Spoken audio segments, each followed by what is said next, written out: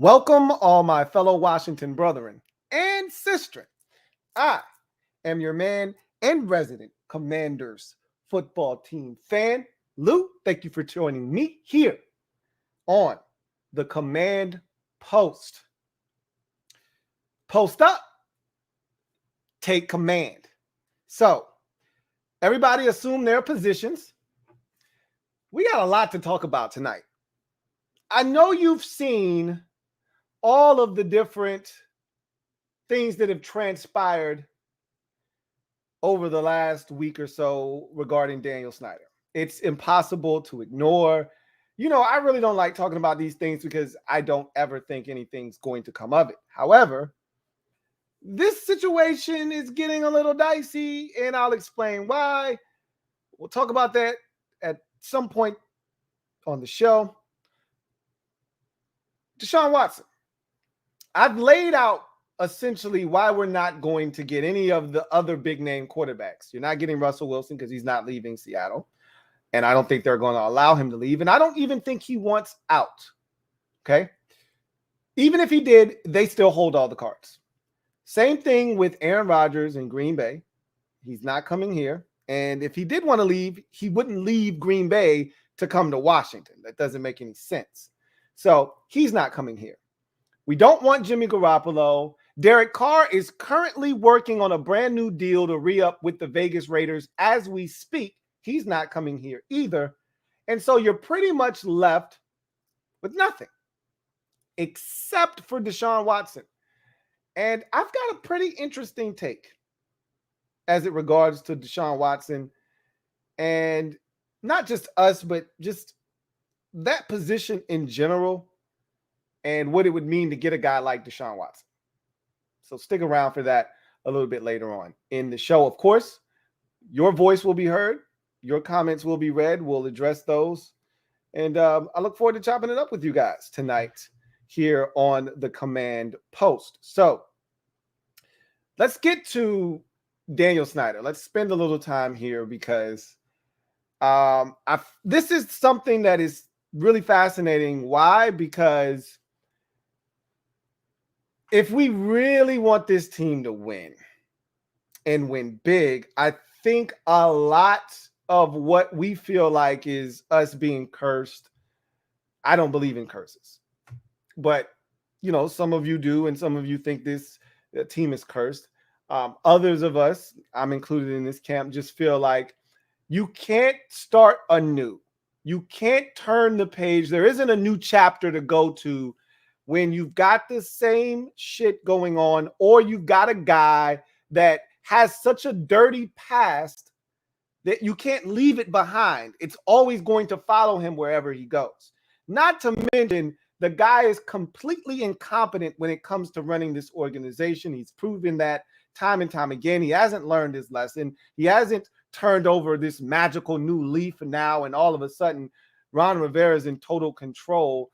If he ever gets into a position where he feels like I've got a guy, and that's the scary part, is I don't even know if we ever do get, the only way if we get one of these franchise quarterback, the only way that that guy survives in Washington with Daniel Snyder as the owner is if he is headstrong, it has been brought up by great parents, and doesn't want to be best friends with the owner. He doesn't want to take the owner's advances in, to being bigger than the rest of the team.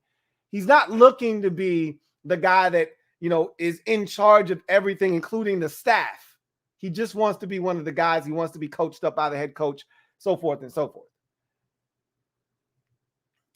Unless we get one of those guys, and it's hard when someone is in the position of owner and they're ready to be your best friend and give you all the power in the world to determine who's going to be here as a coach, who's going to be here as a player, what you dictate, what you will or won't do.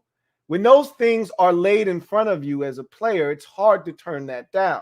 So I'd like that option to not even exist. And the only way that doesn't exist is because Daniel Snyder's no longer here. That's the only way that won't exist, because he's a fanboy. He's a fanboy. So he's going to try to befriend a star player here, no matter the position, especially if that player is a quarterback. And he's already shown the ability, just as recently as 2.5 years ago, he showed the inability to stay out of football affairs by forcing the front office to take Dwayne Haskins. So we know he hasn't learned his lesson. So this is why he must go. Because he's a terrible owner. He seems to be a reprehensible human being. I don't know him personally, but I haven't heard one person that hasn't been an ex-player that knows Daniel Snyder, that isn't his best friend, which I don't even know how many of those he actually has. I've heard one person speak positive words about this man. It's all been negative. Every interaction I've ever heard someone speak of with Daniel Snyder has been negative. Down to an ex-player going to his house and being forced to call him Mr. Snyder.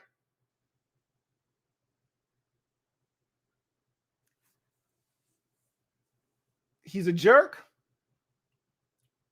He's a poor owner. And until he's gone, this organization is going to continue to lose. Unless we get the unicorn. So, let's bring it full circle. We thought we had this guy gone, potentially gone, summer of 2019.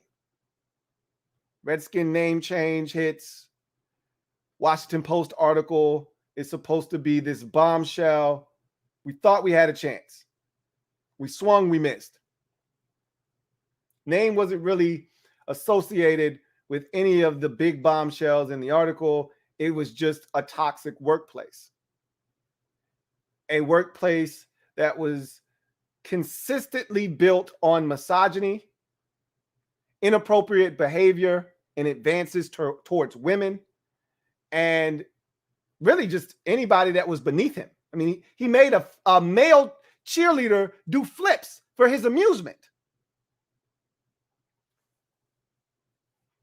But it was nothing derogatory enough to get him canned. Nothing directly pointed at him. There was no smoking gun until Tiffany Johnson stepped up a week and a half ago and said, hey, Daniel Snyder made advances at me personally, and this is what happened, and proceeded to then lay it out.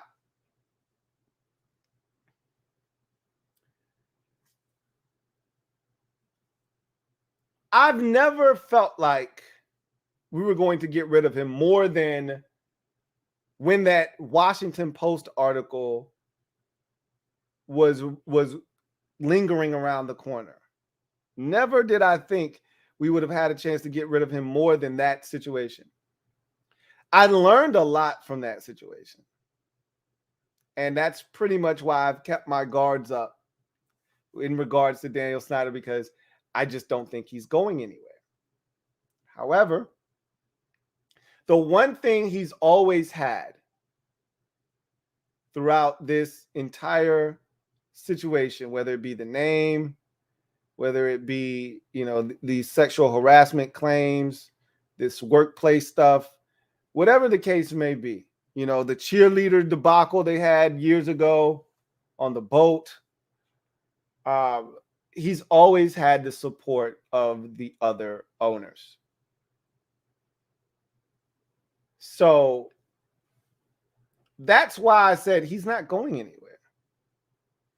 Because the other owners aren't fed up enough, and they're not looking to oust him. It's got to be egregious for them to vote him out, like it was with Jerry Richardson. So the Super Bowl with Roger Goodell and his State of the Union address of the NFL, or State of the NFL address, I should say, as he does every year at the Super Bowl, was littered with Washington Commander questions. I mean, he was peppered with them left and right. And for the first time, Roger Goodell, who speaks for the owners, he is the mouthpiece for the owners. For the first time, Roger Goodell didn't sound like a man that got instructions from the other owners to be diplomatic, to be a politician, to sidestep questions, not answer them directly, and to protect one of their own at all costs. He didn't sound like a guy that was looking to tell the media for the 50,000th time that Daniel Snyder has been punished, the Washington, Commanders have been punished, and that situation is done. That's not what he was sounding like to me. He sounded like a man that was at his wit's end with this situation, and he sounded like a man that was instructed by owners who were sick and tired of being sick and tired of Daniel Snyder to start to distance themselves from him. They're like, hey, you got to get permission from Snyder to access some of those documents. Hey, look, this guy over here, we're not really sure what's going on, but you can't have an investigation of your organization run by you and think that it's going to be a sound investigation. That doesn't make any sense. Raj was like, that's dumb. We said that before, Raj. The first time around, when Daniel Snyder hired Beth Wilkinson and you said, hey, they've got it. They'll handle their own investigation. We said that doesn't make any sense. The first time Raj said, it's cool. They got it. We don't need to step in. They're handling their own affairs by themselves. This is good. Raj didn't say that this time. He could have said that again. He didn't say that this time. Raj said, you can't handle your own investigation of your of your company and have it done internally. You can't do that. Doesn't make any sense. You can't run the investigation of your own organization. Where's the psychological sense in that? So what I heard was Roger Goodell and the other 31 NFL owners starting to distance themselves from Daniel Snyder, which is a good thing, which is something we haven't heard, which is why if you are one of those people who are looking for some kind of positivity, some kind of traction being gained that is leading towards him being ousted, that's what you're holding on to. You should be, at least, that the owners are starting to get fed up. There's a growing sense that the NFL owners have had it with Daniel Snyder, this whole ordeal that seems to never go away, and a guy that doesn't seem to get it. Doesn't take responsibility for anything, deflects, blames someone else. He's that guy. It's never his fault. It's always someone else's, never his.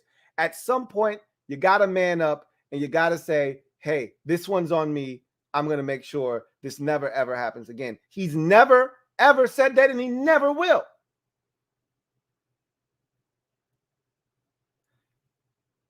But here's the problem. For as good as that sounds, you got an ordeal like what we heard today with the Dallas Cowboys back in 2015. 2 cheerleaders accusing a longtime executive with the Cowboys organization of sexual misconduct, being a peeping Tom essentially with his cell phone as they were getting undressed. The Cowboys handled this quietly, probably with a non-disclosure agreement, an NDA, which is why we haven't heard about it until now. $2.4 million is what they paid those cheerleaders to keep their mouths closed about the situation. Cowboys have cameras. Cowboys have all of the information that would show what actually happened on that day. They've got all the records. They've got, times where badges were swiped, how long they were there. This guy said it was an in and out situation. He made a mistake, came out immediately. I assume that the timestamp and the camera that is pointed at that locker room would tell us something different. The Cowboys have all that information, though, and they're not divulging that. That's not my point.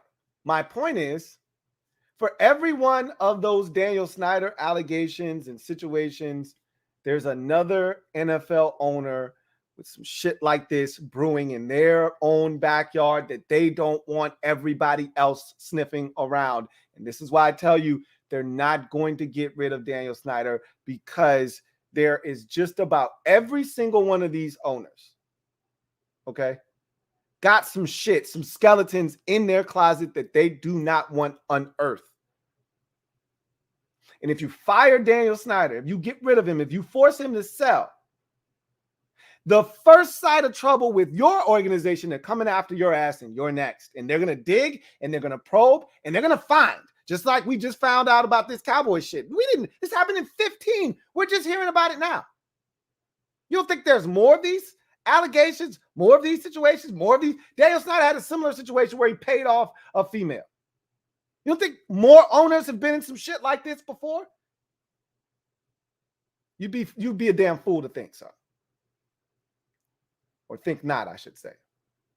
So, bottom line is, while the other owners are starting to get tired of Daniel Snyder's shenanigans and really the black eye that he continues to cast on the NFL. Literally, when you're at the Super Bowl, it should be a jovial occasion for Roger Goodell. Yeah, there'll be a couple of tough questions like Brian Flores' lawsuit that he's going to have to answer that, a month ago he didn't intend to have to answer because it wasn't a thing. It just cropped up 3 weeks ago. Yeah, those questions should come his way and he should have to answer those, right? But he's sick and tired of every single year at these State of the NFL addresses having to answer the same shit about the same organization and the same owner who continues to have allegations, new ones at that, lobbied at him each and every single year. It's getting old, and I think the owners are sick and tired of it. But guess what? They can be sick and tired all they want, but they know that if we get rid of him, then that's a slippery slope that we start going down. And there's no way that we can assure ourselves that it stops with Daniel Snyder. We force him to sell, and who knows who could be next? It could be you. It could be him. It could be him. So I said all of that to say this. While we're trending in the right direction, and I think we're closer to Daniel Snyder being pushed out as owner as we've been in a very long time, we're still yet so far away. So don't get your hopes up, is what I'm telling you. I don't think he's going anywhere anytime soon. And I'll continue to monitor the situation just like all of you will. But I'm going to monitor it from afar because, again, I don't like to take up a lot of your time talking about things that I don't think are going to come to fruition, which is why I like to deflect a lot of the quarterback questions of Aaron Rodgers and Russell Wilson and, guys like that, Derek Carr, because I don't think they're going to end up here. We're more likely to end up with Carson Wentz or Jimmy Garoppolo or Mitchell Trubisky or Marcus Mariota. We're more likely to end up with one of these veteran quarterbacks and less likely to end up with any of the guys that you guys hope we end up with. Which takes me to my next bit of business. So, Deshaun Watson. I want to talk about him in particular because of the quarterbacks that will be available this offseason via trade, he's the only one that I think is attainable for Washington. Now, again, I don't know if Deshaun Watson is open to coming to Washington. I don't think it'd be in his best interest personally, okay? From a business standpoint, if I'm his handler, if I'm his agent, if I'm his manager, if I'm someone that is around Deshaun Watson enough, has his ear, or I'm around his money and he trusts me, I'm going to tell him Washington isn't on the table. They've got a lot of sexual assault shit going on, a lot of sexual misconduct things, and misogyny in their workplace, even if it's from the past, it's something that you don't want to be associated with because you've got enough of that shit going on right now. Even if it's not true, you don't want to be guilty by association because they bring that up, they're going to bring your name up. And you don't want that because you're looking to distance yourself from all the shit that's going on with you right now. Everything that kept you out of football in 2021, you're looking to distance yourself from it. If you go to Washington, you're going right back into it, right into the belly of the beast. You don't want any smoke. You don't want any of that. So if I'm Deshaun Watson, if I'm his handlers, if I'm anyone close to him, you're not going to Washington. That's not even an option.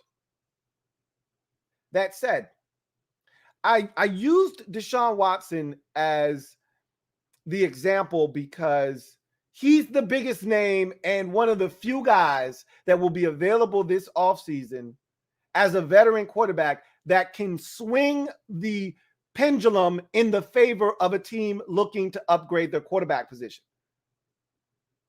Here's the thing that I want to say to you guys, and something that I don't know if it's been said. You might have heard this 15 million times everywhere else. I don't listen to a lot of stuff. I don't watch ESPN. I don't watch NFL Network. I don't listen to a lot of podcasts. Hell, I don't listen to any podcasts as it stands right now. And so I'm in my own little bubble. So if something's being said, I would know. So I haven't heard this. Maybe you have. But if you look at the last two Super Bowl winners, what do they have in common? It's not hard. You don't have to overthink it. It's really simple. These were teams that were floating around 500, solid ball clubs, but didn't scare anyone. The Rams were 9-7 the year before they got Matthew Stafford. The Buccaneers were 7-9 before they got Tom Brady. These were solid ball clubs, but no one was afraid of them. Solid football teams, but they needed a guy. They needed a guy. And so the last two Super Bowl winning teams went out in free agency in the case of the Buccaneers with Tom Brady and via trade in the case of the Rams last offseason, and they went and got their guy. And what did that mean for their organization? A Lombardi trophy.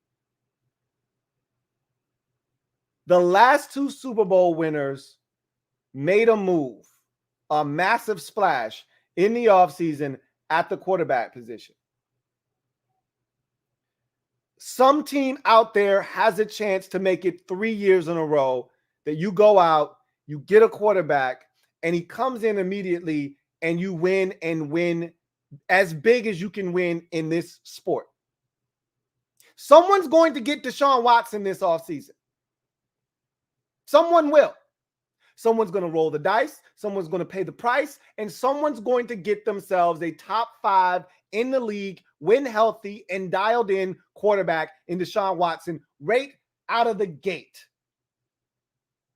And if their roster is good enough, if Deshaun Watson lands in Pittsburgh, we could be talking about the Steelers winning the Super Bowl next year. They've got talent at the wide receiver position. They've got a stud young tight end. They've got a dominant running back. They got all the pieces they need. The offensive line needs work. They've got time to fix that. They've got time for the young guys to develop. The defense is ready to go right now as constructed. That defense was ready to win a Super Bowl this year. You add Deshaun Watson to that team, and they're ready to win a Super Bowl. Not now, right now. The Denver Broncos are ready to go right out of the packaging right now. That defense is good. It's not great. It's not Pittsburgh Steelers good. It's good enough. With the offensive weapons that the Broncos currently have, they go 5 deep at receiver. I don't know of many other teams in the league that can go 4 or 5 deep at wide receiver and have quality players at each and every single step. Cortland Sutton, Tim Patrick, Jerry Jeudy, KJ Hamler. I mean, how many teams can go 4 deep at receiver? And then turn around and say, I got another tight end that looks like a receiver in Noah Fant. And I got another tight end that looks like a receiver in Albert O. Not to mention a young stud back that showed his worth last year in Javonte Williams. There aren't many teams in the league that has that kind of talent waiting for a quarterback to swoop in and take them where they want to go. then you have a team like us. Now, the talent is not as overwhelming here as it is in Pittsburgh, as it is in Denver, but the level of competition isn't as great as it is in Pittsburgh, who had the team that represented the Super Bowl in the AFC in their division, or as in Denver, who had a team that represented their division in the AFC Championship game and has one of the best young divisions of quarterbacks with Patrick Mahomes, Justin Herbert, and Derek Carr isn't spring chicken, but he put up some of the best numbers of his career, and he's not going anywhere for the foreseeable future. You're not dealing with that in the NFC East. You're not dealing with that in the NFC conference as a whole. Jimmy Garoppolo was the starting quarterback of the team that represented the NFC conference. However, as I mentioned at the top, if I'm Deshaun Watson, I'm not coming to Washington. You can't pay me to come to Washington because it's going to hurt my brand. However, this is a team defensively started to get their shit together at the end of the season. Still has work to be done, but that's what the offseason is for. Offensively, they've got some weapons. They're going to get another one back in Curtis Samuel. Never, ever trust a man with two first names. I still think they need to do something at tight end. Obviously, you got Terry McLaurin, who's a stud wide receiver who needs some help. De'Ami Brown is going into year 2, so you're hoping he continues to develop. But Curtis Samuel, Terry McLaurin, De'Ami Brown, you add in another receiver, and I think they will ultimately add a receiver, whether it's via the draft or free agency. And then, maybe they bring back Cam Sims. Maybe they bring back DeAndre Carter. Who knows?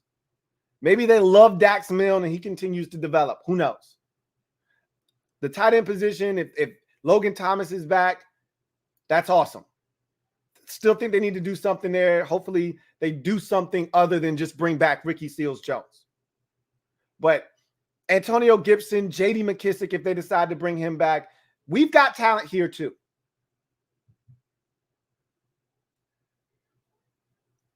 Deshaun Watson is going to go somewhere and he's going to give someone a chance. He is the only guy that's going to be available this offseason that is capable of taking a team that wasn't close to winning a Super Bowl last year to winning a Super Bowl next year. That's what happened with Tom Brady. That's what happened with Matthew Stafford. It takes one of those types of quarterbacks to take you there. It's not going to be a guy like Marcus Mariota or Mitchell Trubisky or Carson Wentz. That's not going to be the guy that takes you from 7-9 to 12-5 or 9-7 to 13-4. That's not the guy. Those aren't the guys. Okay? Jameis Winston isn't that guy. I don't think he's leaving New Orleans, but doesn't matter. The only guy out there that's going to be available this offseason, that's going to be willing to change teams, and the team that he's currently on wants him gone, unlike Russell Wilson, Aaron Rodgers, and Derek Carr, is Deshaun Watson. And he also happens to be the only guy that can do what Tom Brady did for the Buccaneers 2 seasons ago and do what Matthew Stafford just did for the LA Rams this past season.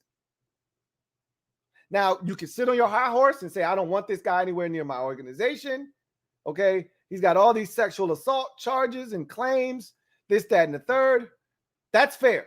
I'm not going to argue with anyone that doesn't want any part of Deshaun Watson. That is your right to not want him near your football team. Again, if I'm Deshaun Watson or anyone near Deshaun Watson, I don't want him anywhere near Washington. The two don't mix. It's like oil and water. They don't mix. However, Ron Rivera said it himself, and I told you, Ron is desperate, and we're going to turn over every stone. No stone will be left unturned. If you want results immediately, you're going to have to go after a guy like Deshaun Watson. If you are building towards the future, then you draft one of these quarterbacks, you hope that you get the right one. Because look, the odds say that one of these quarterbacks is going to be at least decent, okay? at least one of these quarterbacks, possibly two of them, are going to be decent. The likelihood is that one out of this group of six that I've given you, essentially, one out of Kenny Pickett, Sam Howell, Desmond Ridder, Carson Strong, Matt Corral, and Malik Willis, one of those six is going to end up being a quality NFL quarterback. That's the likelihood, is one. It could be over with that group, okay? It could be over. But the likelihood is one of those guys is going to emerge and be a solid NFL starter. I don't know. I don't think any of them are going to be elite. None of them are going to be on the Justin Herbert, Josh Allen, Patrick Mahomes, and Joe Burrow type of wavelength. I don't think any of those guys are going to be at that level. But could one of these guys be Matt Ryan? I don't know. Maybe. We'll see. Could one of these guys play at the type of level that gives you consistent play, that gives you a chance year in, year out? Like a Derek Carr? Sure. Why not? Who's to say? But the likelihood is that you're not going to get the guy that turns into something. You're going to realize, and the question then becomes, how long does it take you to realize that you got the wrong guy and move on? How long? And again, especially if you're not spending the first round pick, you shouldn't be stuck on stupid. Now, if you spend the first round pick, it's a lot harder to move on from a guy that's a first round pick. Trust me, if Ron Rivera had drafted Dwayne Haskins and not the previous regime, he'd still be here in Washington. Maybe, just maybe, because of the dumb shit he was doing off the field, he might have been gone anyway. But if he just stunk on the field, he'd still be here in Washington. He would not have been released already. Trust me. Okay, but Ron said, I didn't draft this clown. He's not my responsibility. I did this as a favor to Daniel Snyder because I didn't even want him. I wanted to get rid of him as soon as I got here, but you asked me to give him a chance, so I did, and you saw what he did with it. Okay? And you could tell Ron didn't want him. Who gives in-game quizzes to their quarterback? Hey, it's 4th and a mile. What are you going to do? Like, who does that? Nobody gives in-game quizzes to their quarterback. Okay? Unless you're looking to get him out of there, which is what he did in Dwayne's final start before, all of those games of being inactive and then finally having to start him again in his final game versus, or I think he actually started against Seattle too, and then started again against Carolina, and then that was his last game. But at the end of the day, if they draft a quarterback in the first round, we're stuck with this guy for at least 3 to 4 years minimum. Even if he stinks, we're stuck. So that's not going to stop them from potentially drafting another quarterback. We're just stuck with this guy. And it may, because again, the last thing I want, and I can't speak for all of you out there, the last thing that I want personally is for us to find ourselves in a giant situation with Daniel Jones, where he's garbage, but he's not garbage enough to where you have to get rid of him. But he's shown enough promise that you're like, hey, there may be something here. And now you're kind of stuck. Because while on one hand, you would like to turn the page and move on, the other hand is like, hey, trust me, if this draft was next year's draft of quarterbacks, I think that the Giants would be moving on, personally. But because this draft class is what it is, I think it makes it a lot easier for the Giants who have 2 top 10 picks to say, you know what?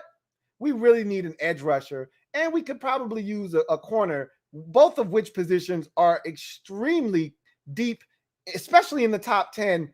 We'll go ahead, bypass the quarterback position altogether because we like Daniel Jones more than any of these other quarterbacks that are in this draft class, and we'll just get the roster better. And worst case scenario, if he stinks it up again, we stink again. We'll be back here again, and next year we'll be able to go get that quarterback. That could be their thought process too. At the end of the day, I don't want to be that team that has a guy that they're not sure, pretty much like what the Bears were with Mitchell Trubisky. You want to do something, but we got a guy. We spent a lot on this guy. We want to kind of make sure that this guy isn't legit. So we're going to keep trotting him out there, even though we pretty much know he's not the guy. Like, I don't want to be that team. And that's what this draft, the danger of this draft is that you could be that team, especially if you spend a first round pick. I'm not saying don't spend a first round pick on a guy. If you love him, draft him. Draft him. Because a wise man once told me, you don't ever stop trying to find your franchise quarterback. No matter how many first round picks you got to spend, second round picks, whatever, you never stop looking for that guy until you get him. So we clearly don't have him. So we need to keep looking. So I think Deshaun Watson has a chance to make it 3 for 3 next season, wherever he goes. And he's going to be really calculated in where he goes. And the team that decides to pull the trigger on him is going to be calculated because they know it's a risk, being that he's got a checkered past or somewhat of a checkered past right now. But I tell you what, if he goes to the right team, if he goes to a Minnesota with their weapons in that division, potentially without Aaron Rodgers, which he should be there, but even with Aaron Rodgers, the Packers don't scare anybody, right? Nobody's afraid of the Packers, okay? The Bears are still trying to figure some shit out. The Lions are horrible. He goes to Minnesota with those weapons, with Dalvin Cook, Irv Smith Jr. at tight end, Osborne at receiver to go along with Justin Jefferson and Adam Thielen. And, you know, I still think they've got some other guys there that are going to continue to develop, like the rookie they had last year out of Iowa, Amir Smith-Marset. They've got stuff and lots of it. He goes to Minnesota in that division, in this conference.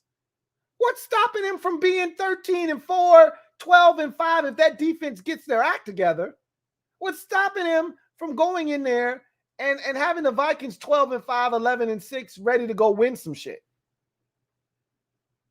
Somebody's going to land Deshaun Watson this offseason. And someone's going to have a chance to win a Super Bowl. This offseason, someone is going to get a guy, much like the Buccaneers did 2 years ago with Tom Brady, much like the Rams got with Stafford. Some team is going to get a quarterback that's going to give them a chance to hoist the Lombardi next February. Do you want it to be us or do you want it to be somebody else? That's all I'm saying. And that's why Ron and company should roll the dice. And that's why they should be really interested. Again, if I'm Deshaun Watson, I want no parts of Washington. Okay? And I would let that be known. I can't deal with you guys. You got too much going on. And I think Ron is starting to feel what it feels like to be the head coach of an organization with a black cloud over your head named Daniel Snyder. He's starting to figure that out. I think every year he figures it out more and more why this place is toxic. And you've heard Ron say it in a roundabout way multiple times, like, yeah, it's pretty tough. Yeah, I've dealt with a lot more stuff than I thought I was going to deal with. Like, clearly, Ron did not do his homework. Clearly, Ron talked to a couple of people, not the right people, and Ron clearly did not know the assignment. Clearly did not do his homework, did not look at the study guide at all, just decided to show up and take the test. Because he's so far been in for a rude awakening. Because Ron just wants it to be about football. It's never just about football here in Washington. Never. Well, at least one thing is off his plate now, and that's the name. But there's still more sexual harassment and misconduct shit just waiting around the corner. At every turn, there'll be more. And until the league decides to do something, you're stuck if you're Ron Rivera. This is what you signed up for. You might not have known this is what you were signing up for, but that's your fault. You didn't do the homework. You didn't know the assignment. I'm going to say it one more time, and then I'm going to move on and allow you guys to have your voices heard, read your comments. Somebody's going to get a quarterback that's going to have a chance to make it 3 for 3. 2 years ago, the Buccaneers were a 7-9 outfit. They get Tom Brady in the offseason of 2020. They hoist the Lombardi in February of 2021. In February of 2021, the Rams were a 9-7 football team. Okay. 9-7, maybe they were 11-5, whatever the case. Nobody was afraid of Jared Goff. At one point, Sean McVay was willing to start. I can't even remember the kid's name. That was the backup quarterback that had some wheels, that got hurt. Matter of fact, he started him in that playoff game and he got hurt on like the first possession.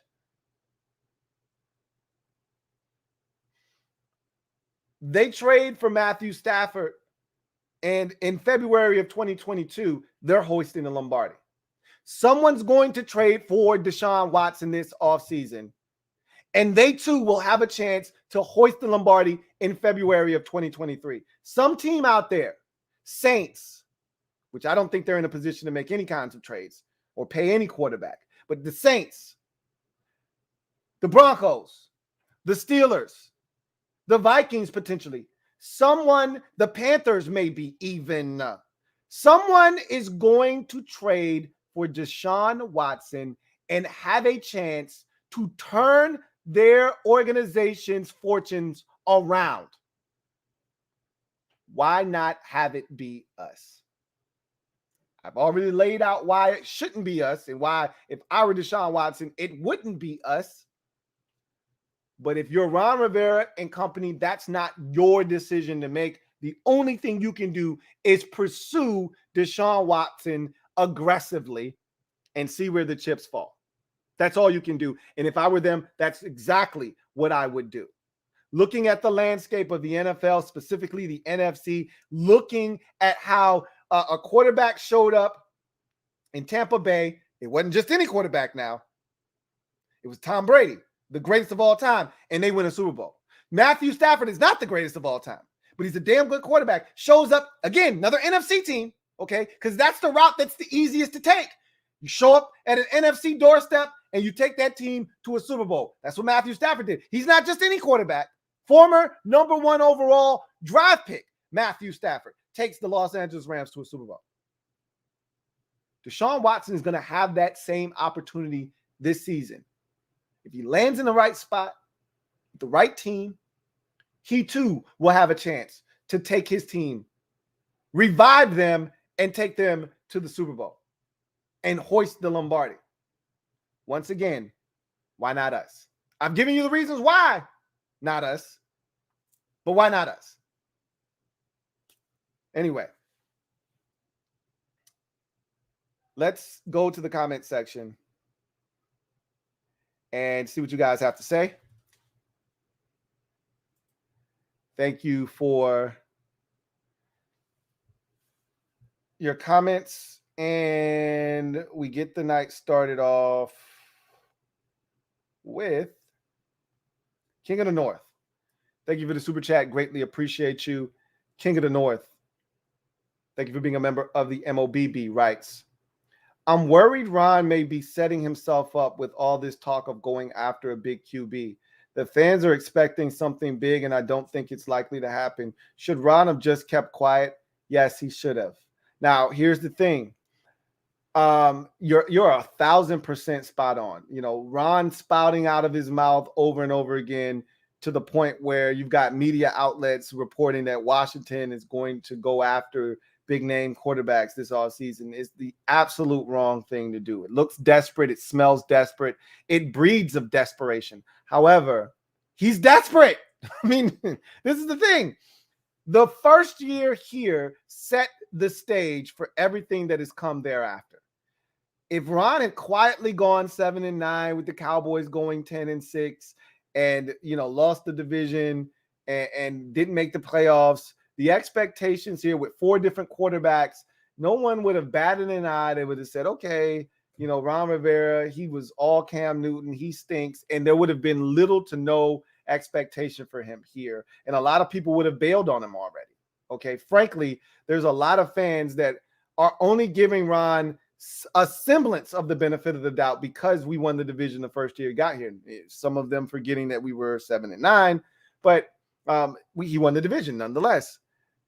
That I've said this a million times, so I feel like, you know, I'm beating a horse that's long been dead, but it was a gift and a curse. The gift was you got a young team to believe in what you were selling because immediately you came in, paid dividends. It's so much easier to get guys on board when you can say, hey, we won the division. If you just do what I tell you to do, we're going to win ball games here. However, the flip side of that was now here come the expectations. Here come, oh my God, look at this defense. Defense wasn't all that great. We played a soft schedule with some bad quarterbacks, but nobody was paying attention to that. They just saw the numbers. They saw Chase Young and Montez Sweat. They saw this team dominating inferior offenses. And they said, oh man, look at this defense. You know, Ron Rivera's a defensive-minded coach. He's got these boys playing ball. If they just get a quarterback, oh my God, here comes Ryan Fitzpatrick. They got a shot. Terry McLaurin. You saw what Antonio Gibson did as a rookie. Logan Thomas emerged as a tight end. They went out and got Curtis Samuel. They added a top-notch corner in William Jackson III. This team is legitimately ready to contend. And Ron was like, whoa, wait a minute. Stop the presses. Ron even tried to put the brakes on it in the offseason when he said, hey, I don't know if this team is as mature as I would like them to be. Translation, I don't think we're ready for all the expectations you're dumping on us. But Ron can't say, hey, we ain't going to win 10 games this year. We ain't going to win 11 games this year because we're not ready. All he can do is try to put his team in a position to do that. But Ron knew from the get-go, hey, we're not ready for this shit. We're not ready to go win 10, 11 games. We barely won the damn 7 that we won last year. So those expectations were pretty much placed in his lap, and we clearly did not meet them. The defense fell flat on its face for the first half of the season before waking the hell up, but the offense was never good. You know, we had flashes here and there, the Giants game, the Falcons game, the Panthers game, the Buccaneers game even. We had flashes, but this offense was inconsistent as it gets. It was the one thing it was consistent at was being inconsistent.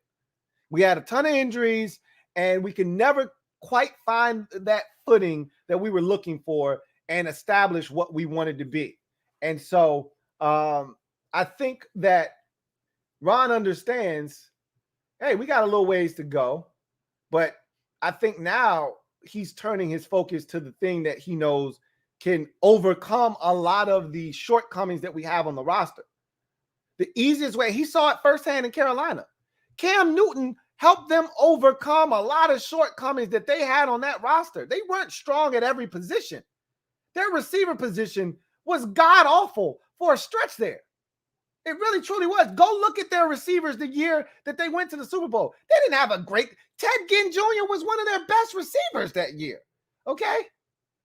They had Damiere Byrd at wide receiver. Like, they weren't out here killing people because their receivers were dominant. They had Cam Newton, who was an MVP, who could throw it, who could run it, and because of his legs and because of the running game that they had, you had to respect that. You come up, and now Cam's hitting it over the top on the deep ball. He wasn't missing in 15. But that wasn't a great offense. It had Cam Newton, which made them great. He realizes, I need a guy that can overcome some of the shortcomings of this roster, but more importantly, this organization. Jerry Richardson was there in 2015 when they went to the Super Bowl. He was a creep then, just like he's probably a creep now. And he was a creep way before they went to the Super Bowl in 15. He was a creep when they went to the Super Bowl in 03. He's been a creep. But you know what? Cam Newton erased all of that. And Ron is saying, I need a guy that can overcome the Daniel Snyder effect and erase some of these issues we got on the roster. So that's why he's so hell-bent on getting a quarterback. Would I have done what Ron has done, essentially going on a world tour, telling anybody with a set of ears that he's looking to upgrade the quarterback position? Hell no. The strong move silent, the weak start riots. Okay? I would have moved behind the scenes like a G. But it really doesn't matter at the end of the day. How you move, loud, quietly. Either you can or you can't. That's what it all boils down to. Either you can or you can't. Either he can get somebody here off the strength of, hey, I'm Ron Rivera. Trust me, I got this.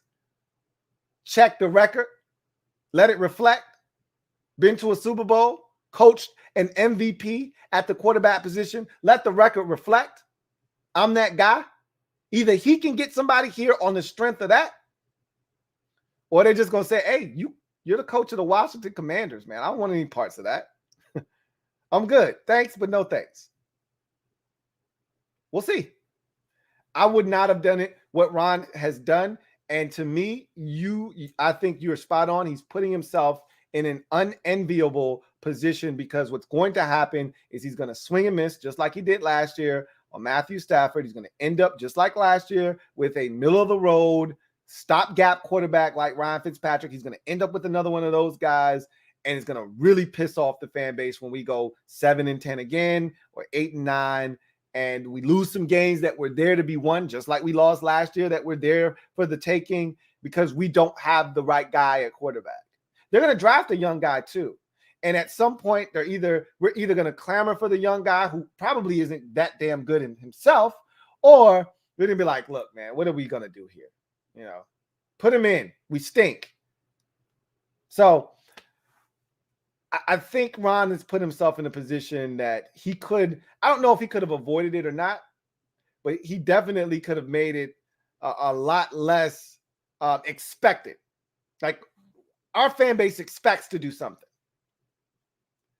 And I think the only thing that they should expect at this point is to draft a quarterback. That's the only thing they should expect. And to get a stopgap.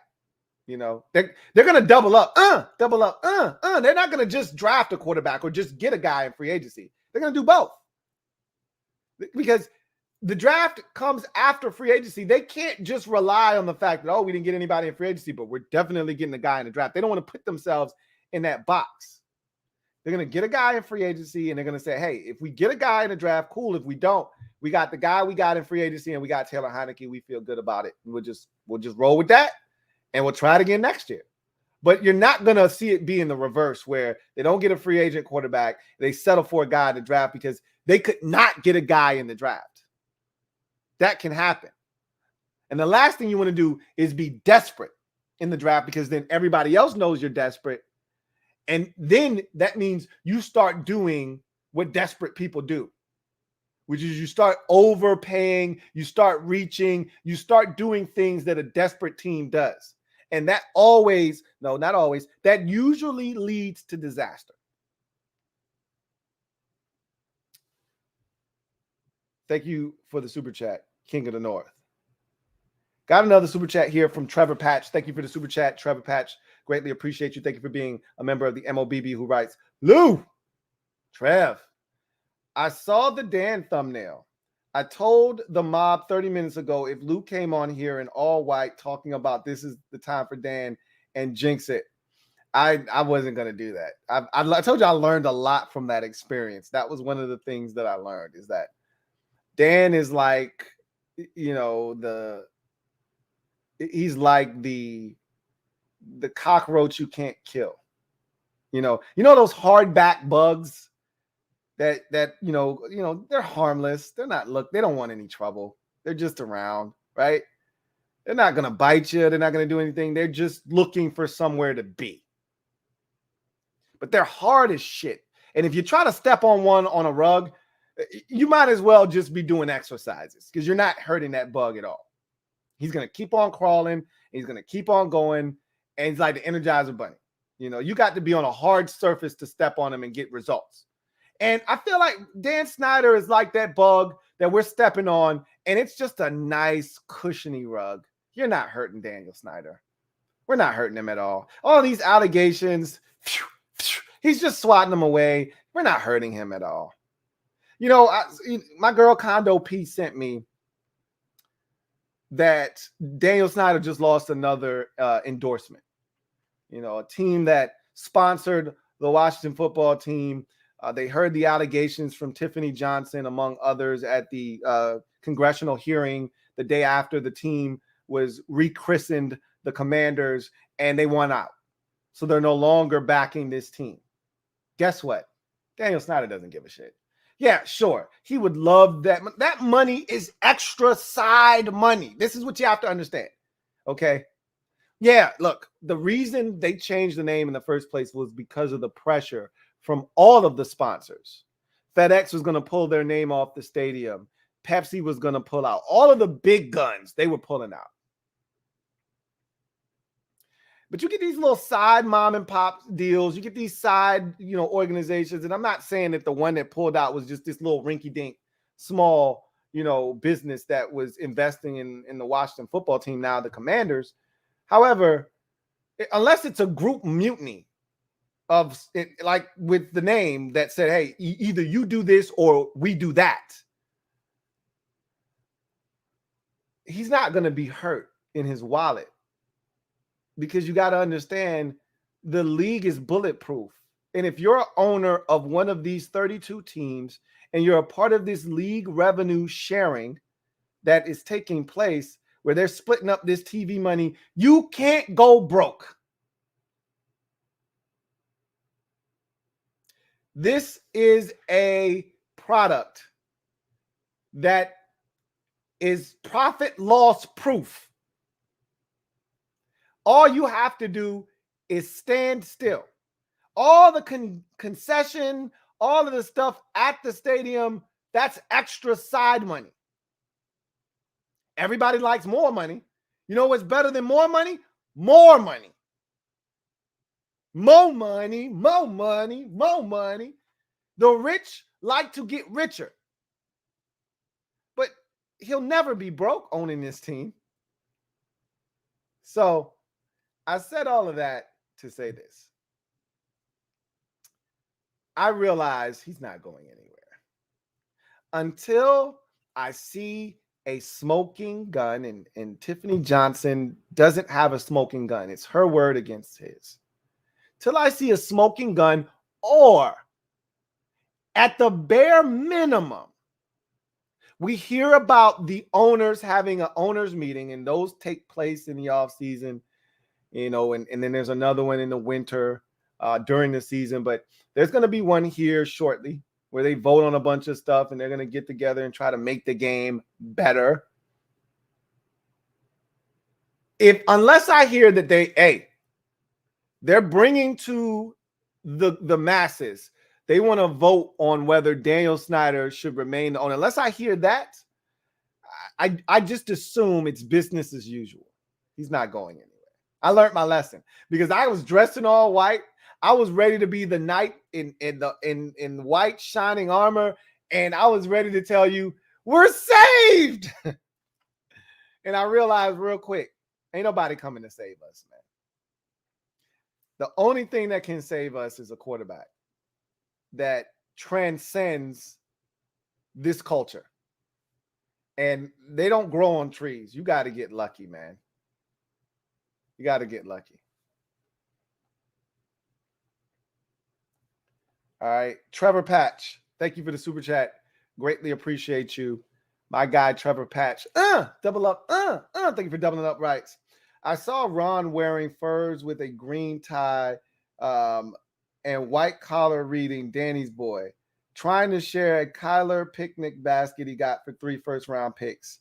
Hashtag tragic. You sound like you got hijacked by Gear Cell. Did y'all switch accounts? You sound like my guy Gear Cell right now. Or conspiracy theory is Trevor Patch Gear Cell. And you forgot to switch your account. No, I don't know. Anyway, Kyler Murray is interesting. You know what? I was going to save this for my podcast. Let's have this discussion right now. You brought it up, not me. Kyler Murray is the reincarnation of Robert Griffin III.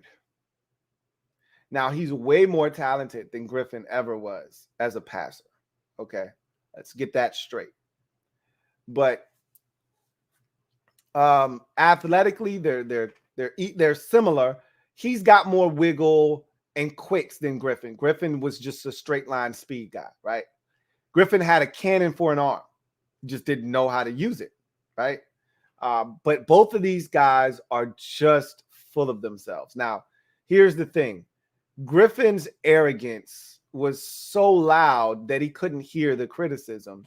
Meanwhile, Kyler Murray is so sensitive that he hears everything. They're the same guy, essentially, but just in the opposite ends of the spectrum. But if a Kyler Murray came here, he would allow Daniel Snyder to be a fanboy. He would love to have access to Daniel Snyder's private jets and be able to be on his yacht and to be in the front row of the Wizards game with Daniel Snyder sitting by his side. He'd love that. That's not the guy we would want here, okay? And I've said this before in the past. Kyler Murray is not a great leader. He throws people under the bus. When he throws an interception, he's looking to blame someone else. He never takes responsibility for the shit that he does wrong. He's always looking like he's hurt after he does something stupid. Oh my God, my knee, I can't get up. Yeah, because you just threw the pick. That's why. Get up off the damn turf, man. He's one of these guys that when shit's going well, it's great. And it's a fun time, and he's fun to be around, and he's the life of the party. When shit isn't going well, he's the last guy you want to be around because he's throwing guys under the bus. He's finger pointing. Nothing's his fault. I don't think he's a great leader, man. Carson Palmer said it. I've said it. His body language stinks. You know, he throws a pick, and the first thing he wants to do is he wants to point his fingers and his hands at somebody. Like, what are you doing? You don't show your players up like that. You're the leader of the team. You want to chew his ass out on the sideline? You go right ahead. Okay? Tom Brady did this shit all the time. But you know what Tom Brady would do on the field? He'd snatch off his damn chin strap, pissed off. He might throw his helmet, get over on the sideline, and then he'd talk it out with his teammate. Yeah, and there are going to be some words exchanged that are colorful. But you do that shit on the sidelines, and the TV cameras are probably going to find you any damn way, but it's much better than you showing him up right on the spot, right after you throw the pick. Like, hey, what are you doing? And every time I see Kyler Murray on the sidelines, he's not talking to teammates. He's not in his little tablet. He's just sitting there. Remind you of anybody? Does it remind you of anybody? I'll give you a hint. The league done messed up. Look, I'm not saying Kyler Murray isn't a great talent because he is. And I'm not saying that Kyler Murray can't do extraordinary things in this league because he's already done extraordinary things and he's going to continue to do that whether he remains in an Arizona Cardinals uniform, which I expect to take place, or he ends up somewhere else. But he's too damn sensitive. He's not a great leader. He's a me guy. And to me, he isn't the kind of guy that you want leading your team because he doesn't accept responsibility. Like, who even says, I don't like that I'm being blamed for the loss? Who's blaming you for anything by yourself? Your whole team was ass. But guess what? You were terrible. What do you want us to say? You threw a pick six in the end zone. You threw it up for grabs. You were horrific in the game. You missed throws. You looked scared. Your team played scared. You played scared. When shit's going well, you know who gets all the credit? The damn quarterback. When shit isn't going well, you know who gets the blame? The damn quarterback. You can't have it both ways. I want him nowhere near my team. As talented as he is, he's the exact quarterback that we've had here too many times. He's got parts of Dwayne Haskins and parts of Robert Griffin III, and that shit doesn't work here in Washington.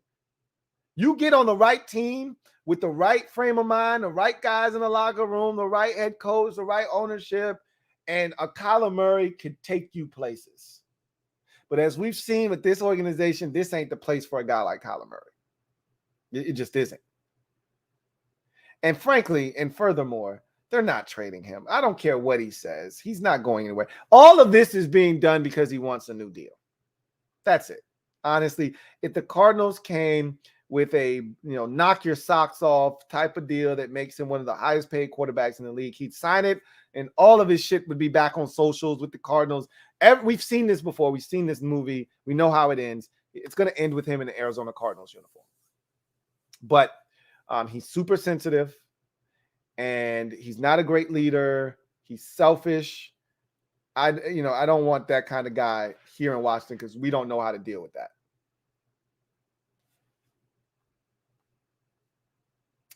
Tony P56. Thank you for the super chat. Greatly appreciate you. My guy, Tony P56 writes, saw article today that said Watson wants Minnesota/Tampa Bay. And I forgot to mention Tampa Bay. That's another great destination for him. If I'm the Buccaneers, I'm doing everything in my power to go get Deshaun Watson. Because they can win another Super Bowl next year with Deshaun Watson. Again, look at their division. The Buccaneers could win the division with Marcus Mariota at quarterback. That's how bad that division is as it stands right now. Who has a quarterback outside of Matt Ryan? Nobody. That division stinks. It doesn't stink. It stinks. He goes to Tampa Bay. They're winning that division, and they got a chance to win the Super Bowl. If I'm Deshaun Watson, I'd love to go to Tampa Bay, and that makes a ton of sense. So, like I said, somebody's going to get Deshaun Watson this offseason, and that team is automatically going to have a chance to win a Super Bowl.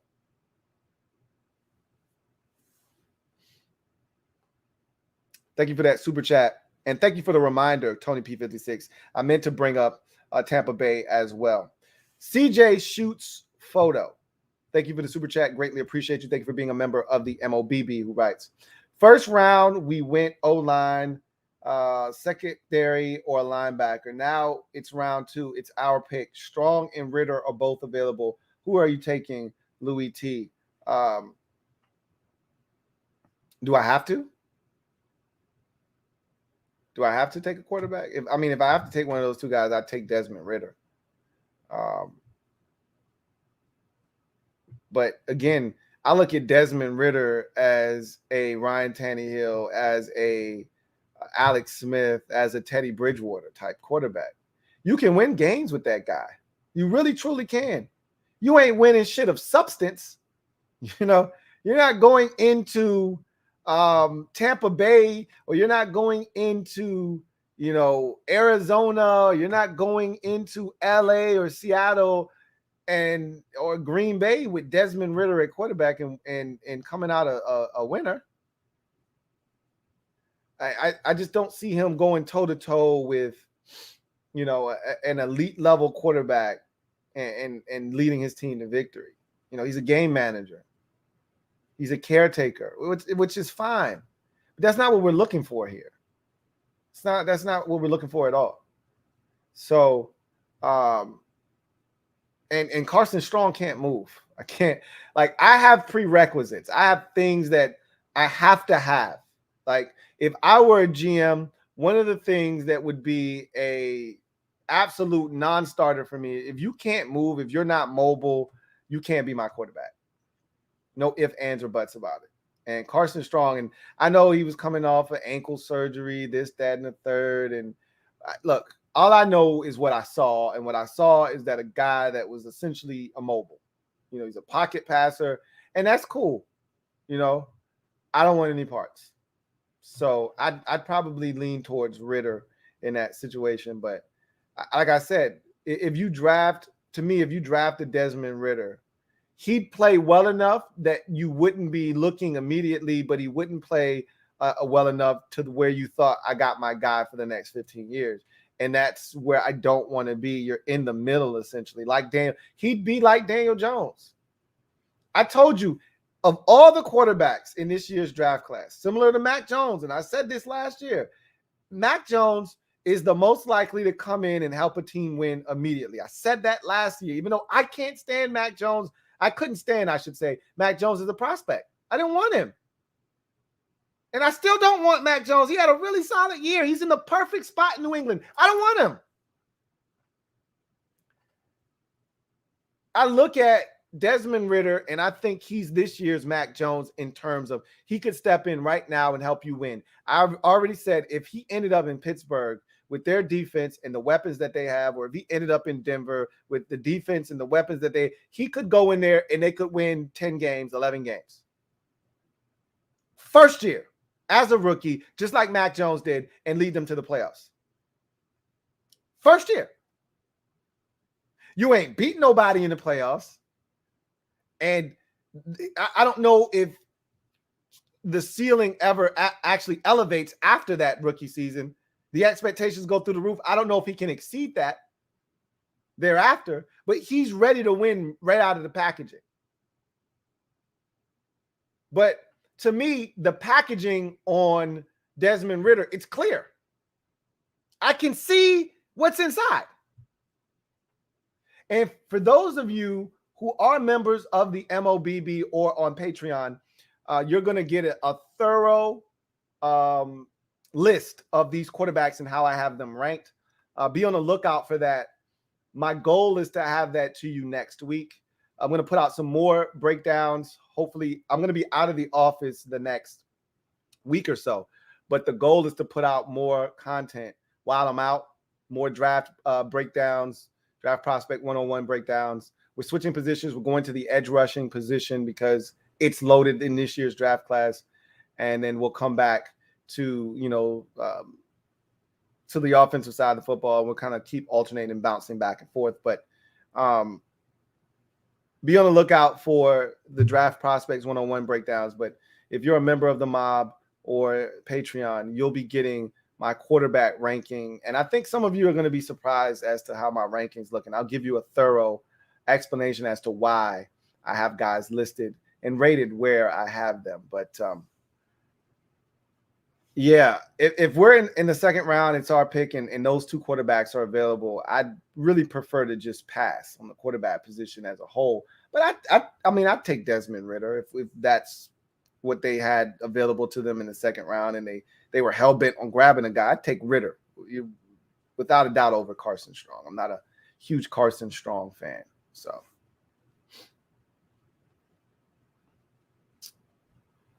Metaphor, thank you for the super chat. Greatly appreciate you. My guy Metaphor, thank you for being a member of the MOBB Rights. Lou, got a gray hair and a beard, bruh. Just for men. I mean, I'm getting old, man. I'm getting old. I ain't trying to hide nothing. At least not right now. It's just one gray hair. And when you got twins, trust me, they're probably more on the way. So it's all good, man. My girl Condo P, thank you for the super chat. Greatly appreciate you. Thank you for being a member of the MOBB. Condo P says, so far the team has lost one sponsor and more pressure is being applied to others. I don't think he's walking away unscathed easily. We'll see. Pressure bust pipes. That's what happened with the name. If these sponsors band together and demand change, then maybe they'll get what they are asking for. But I don't see them. What are they going to demand? That he sell the team? Like, that doesn't benefit Daniel Snyder selling the team. So, like, there was something that they could demand when the name was Redskins. We demand that it be changed from Redskins to something more universally accepted, something more politically correct. What are they going to do? Say, hey, Daniel Snyder, we want a new owner. You got to go or else we're leaving. Okay. The alternative is me selling, no longer being the owner, or you leaving. I'm staying. So if you got to leave, peace. Bye. I don't know how this is going to play out. But at the end of the day, I don't see anything coming of it until something comes of the situation. We'll see.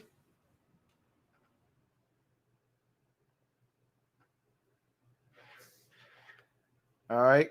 Another super chat here from CJ Shoots Photo. Double up. Thank you for doubling up, CJ Shoots Photo, who writes, if you were GM, who do you want as your day one starting middle linebacker? Free agency options, draft, and ultimately, what do you think we do at the Mike linebacker position? Let's check and see what middle linebackers will be available. I don't think there's going to be any good middle linebackers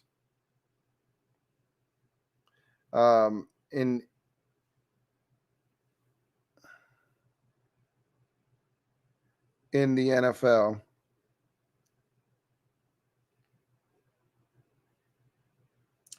But let's just check and see. Let's go to our favorite site, spotrack.com, and see who's going to be available at the linebacker position and see if there's anybody that tickles our fancy. And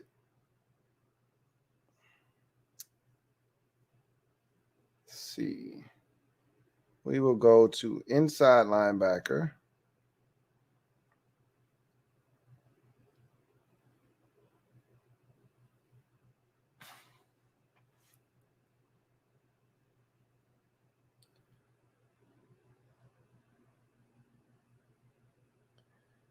All right. Well, looks like they got their stuff locked up now, maybe. We'll see.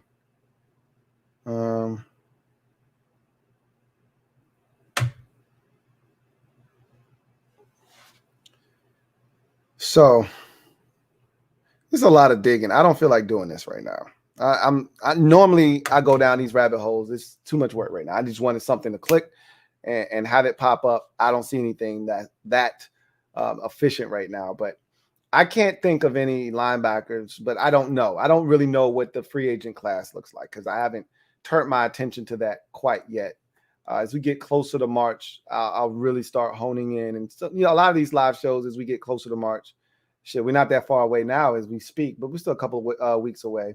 As we get closer to the new league year and the start of free agency, we'll have those discussions about the middle linebacker position in particular, because that's second on my list of offseason needs for this team.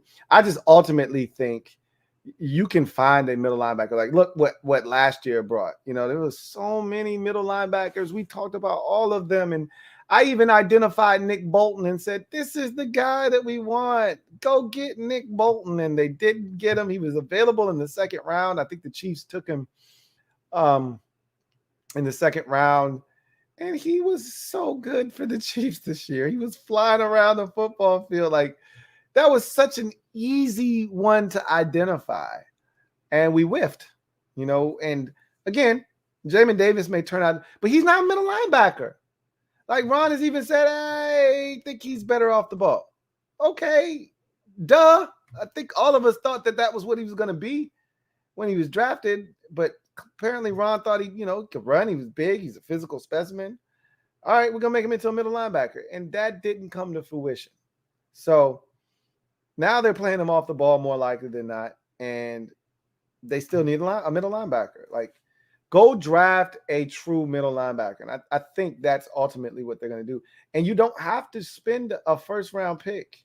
Like, Logan Wilson, did you watch that guy in the Super Bowl? And have you been watching him all postseason? I told you I loved him when he was available in the draft out of Wyoming. I said, man, this Logan Wilson kid is a watered-down, great value version of Leighton Vander Esch. I absolutely love him.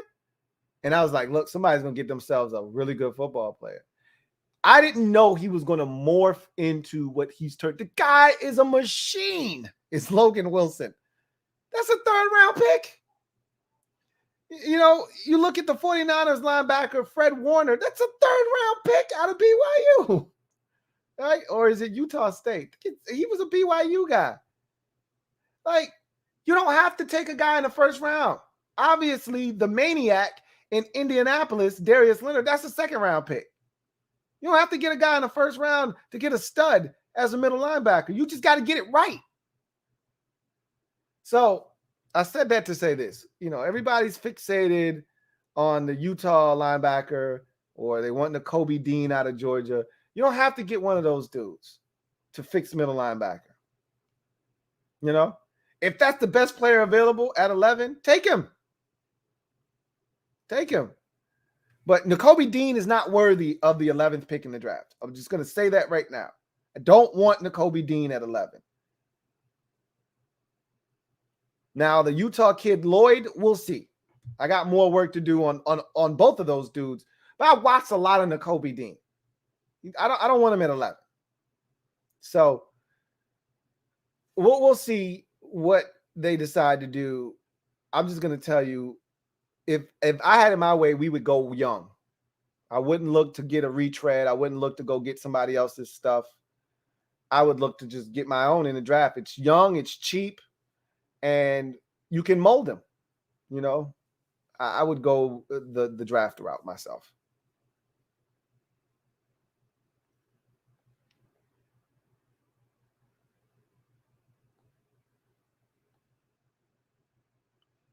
Metaphor. Thank you for the super chat. Greatly appreciate you. Thank you for doubling up. Double up. Thank you for doubling up. My guy, Metaphor, writes, Super Bowl 57. I had to kind of, hone in on those new Roman numerals in Arizona.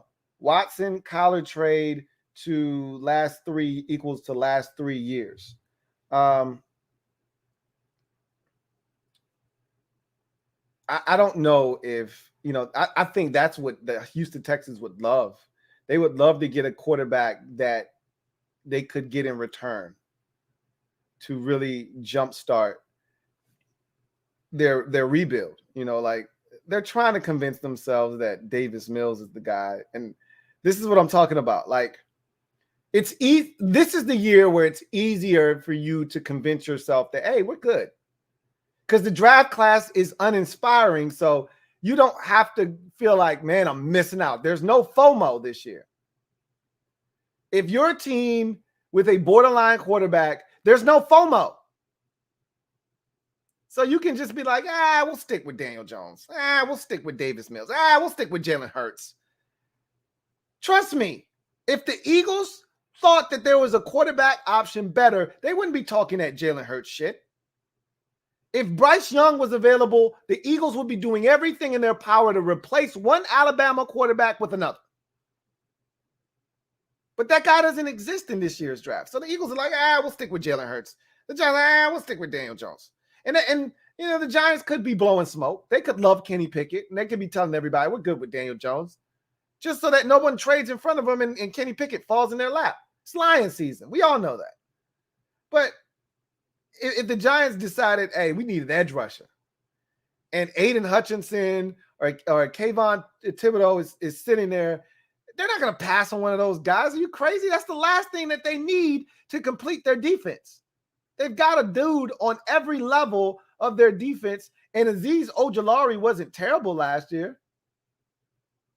But they got a chance to get their own version of Chase Young in the division. They're going to do it. So we're going to see what happens with a lot of these teams. Kyler Murray isn't going anywhere. I don't see it happening.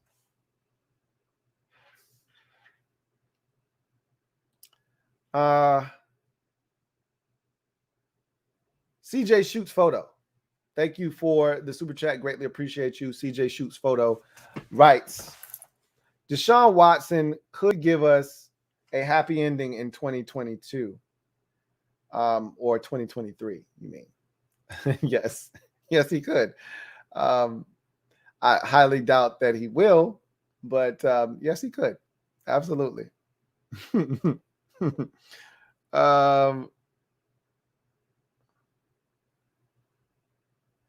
J. Kurt 21. Thank you for 20, excuse me. J. Kurt 20. Thank you for the super chat. Greatly appreciate you. J. Kurt writes, what free agent quarterback and rookie you'll think we get it? Okay. Slow down, maybe I'm reading this incorrectly. What free agent quarterback and rookie you think we get it or intrigued by? Okay. I'm going to have to make sense of this. What free agent quarterback or rookie do you think we'll get or is intrigued by And if Ron doesn't win this year, is he on the hot seat? I don't think that Ron is gonna be on like okay. So if we go 5-12, Ron's on the hot seat. But if we go 7-10 again, 8-9, I don't think Ron's on the hot seat. Especially if we have a young quarterback and we saw flashes, similar to like Dwayne at the end of his first year in 19. If we see flashes and we have a chance to maybe turn the corner with this guy and continue to grow with a young quarterback, I don't think Ron's on the hot seat. If the only way to me Ron is on the hot seat if we don't win next year is if we go out and we trade for a guy that they expect to get huge dividends out of. Again, who's out there to trade for that you expect massive dividends? Like if they're thinking Jimmy Garoppolo is some kind of a savior, then he deserves to be fired or at least on the hot seat. If that's his way of thinking, hey, Jimmy Garoppolo can come in here and really change some things. If that's what they think, if that's what Scott Turner thinks, he'd be perfect for my offense. He's got a quick release. He can get rid of the foot. If that's what they're thinking, then they all deserve to be on the hot seat. I refuse to think that Ron is that damn naive. He knows better. He knows Jimmy Garoppolo stinks. I'd like to think that. And I feel like at this point, the likelihood is that we'll get one of these stopgap guys and we'll draft one. And if Ron doesn't win big this year, which I don't see how he could win big this year, I don't think he'll be on the hot seat. Not when the season starts. Now, if things start going in the wrong direction, I mean, where is Daniel Snyder going to turn? Like, Ron was brought here with a coach-centric approach to turn things around, to change the culture, and eventually win ball games on a consistent basis. How is that going to change if Ron isn't given enough time? Jay Gruden got 87 years here. He's not a better coach than Ron Rivera. So, and he had a quarterback for the vast duration of his stay here in Washington. Okay. And even Jay Gruden went 7-9 like almost every year. If Jay Gruden can, get a second contract here in Washington, I'd like to think that Ron Rivera should be able to coach. I think he signed a 5-year deal. No one still knows the parameters of his deal. Like, I don't think that his deal has ever been reported. How much money, how many years, none of that. Generally, we hear that right away when a guy signed a 4-year deal. We might not always get the money, but we at least get the years. We didn't even get that with Ron. But I'm assuming because he's Ron Rivera, usually when you have skin in the game, you don't sign a 4-year deal. 4-year deals are for guys that are first-time head coaches, okay? Guys that are just happy to be here. That's who gets 4-year deals. If you're highly sought after or highly coveted or you got some skin in the game, you get a 5-year deal. So I'm assuming Ron's got a 5-year deal. To me, worst case scenario, Ron gets to year 5, no matter what. Because we've seen his track record. Ron's not losing, 13 games. Okay. We've had the quarterback position couldn't have been any worse since Ron's gotten here. Our quarterback position has been terrible. Last year, it could have been a lot worse, right? But it wasn't ideal. He's won 7 games both years. One year, we started 4 different quarterbacks, including Taylor Heineke, who hadn't started a regular season game. We started him in the playoffs. And then this year, we started Ryan Fitzpatrick, and then we had to ride with Taylor Heineke, and then we had to get some Garrett Gilbert in the mix. It was a mess again. And we still won 7 games with a much tougher schedule. I can't see Ron losing, 12, 13 games. I just don't see him losing the amount of games that it would take for him to seriously be a risk to be fired. So I don't think he'll be on the hot seat if we don't win. I don't really know what the expectations for you guys are right now. I guess we'll have to wait and see what's done in free agency and the draft to then have expectations going into the season. But right now, my expectations are pretty damn low because I don't see them solving the quarterback conundrum. So we'll see.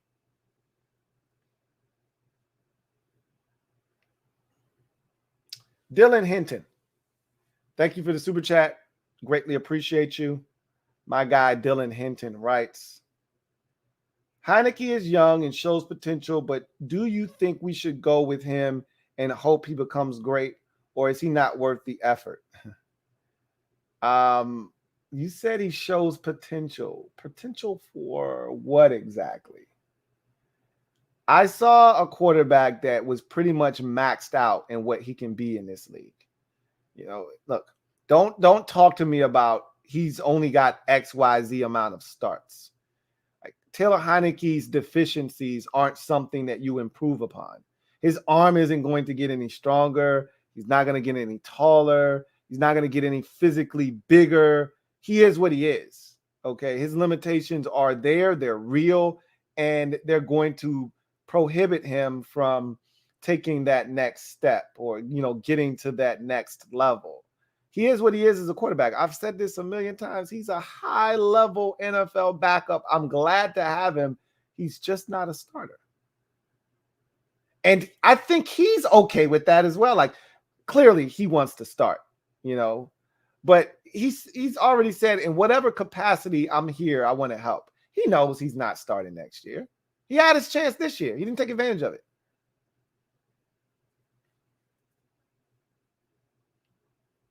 John Perez, thank you for the super chat. Greatly appreciate you. My guy JP writes, sup, Commander Lou. Sup, JP. Sorry I'm late. No need to apologize. Said just finished work, but did you hear about the report that Snyder's on thin ice as team owner? What's your FA wish? Yeah, we talked about that already. So you might want to go back in the archive, go back to the beginning of this video, and I kind of talked about that already. As far as free agent wish list, I'll have one of those for you, like I always do, as we get closer to free agency. Right now, I'm kind of honed in on the draft right now, and kind of really getting my footing there and getting the ball rolling draft wise. I'm gonna double back to free agency because it's not going anywhere. And as we get closer to the start of the new league year, and we see these free agents, then that's when I will start to. I can tell you that the tight end position intrigues me a ton because I think there are a lot of young guys that just need a change of scenery, that have talent that I think would fit in perfectly here. Most notably, OJ Howard, a guy that we've talked about trading for in the past, is now going to be available on the free agent market. And I don't think it's going to cost you a lot of money.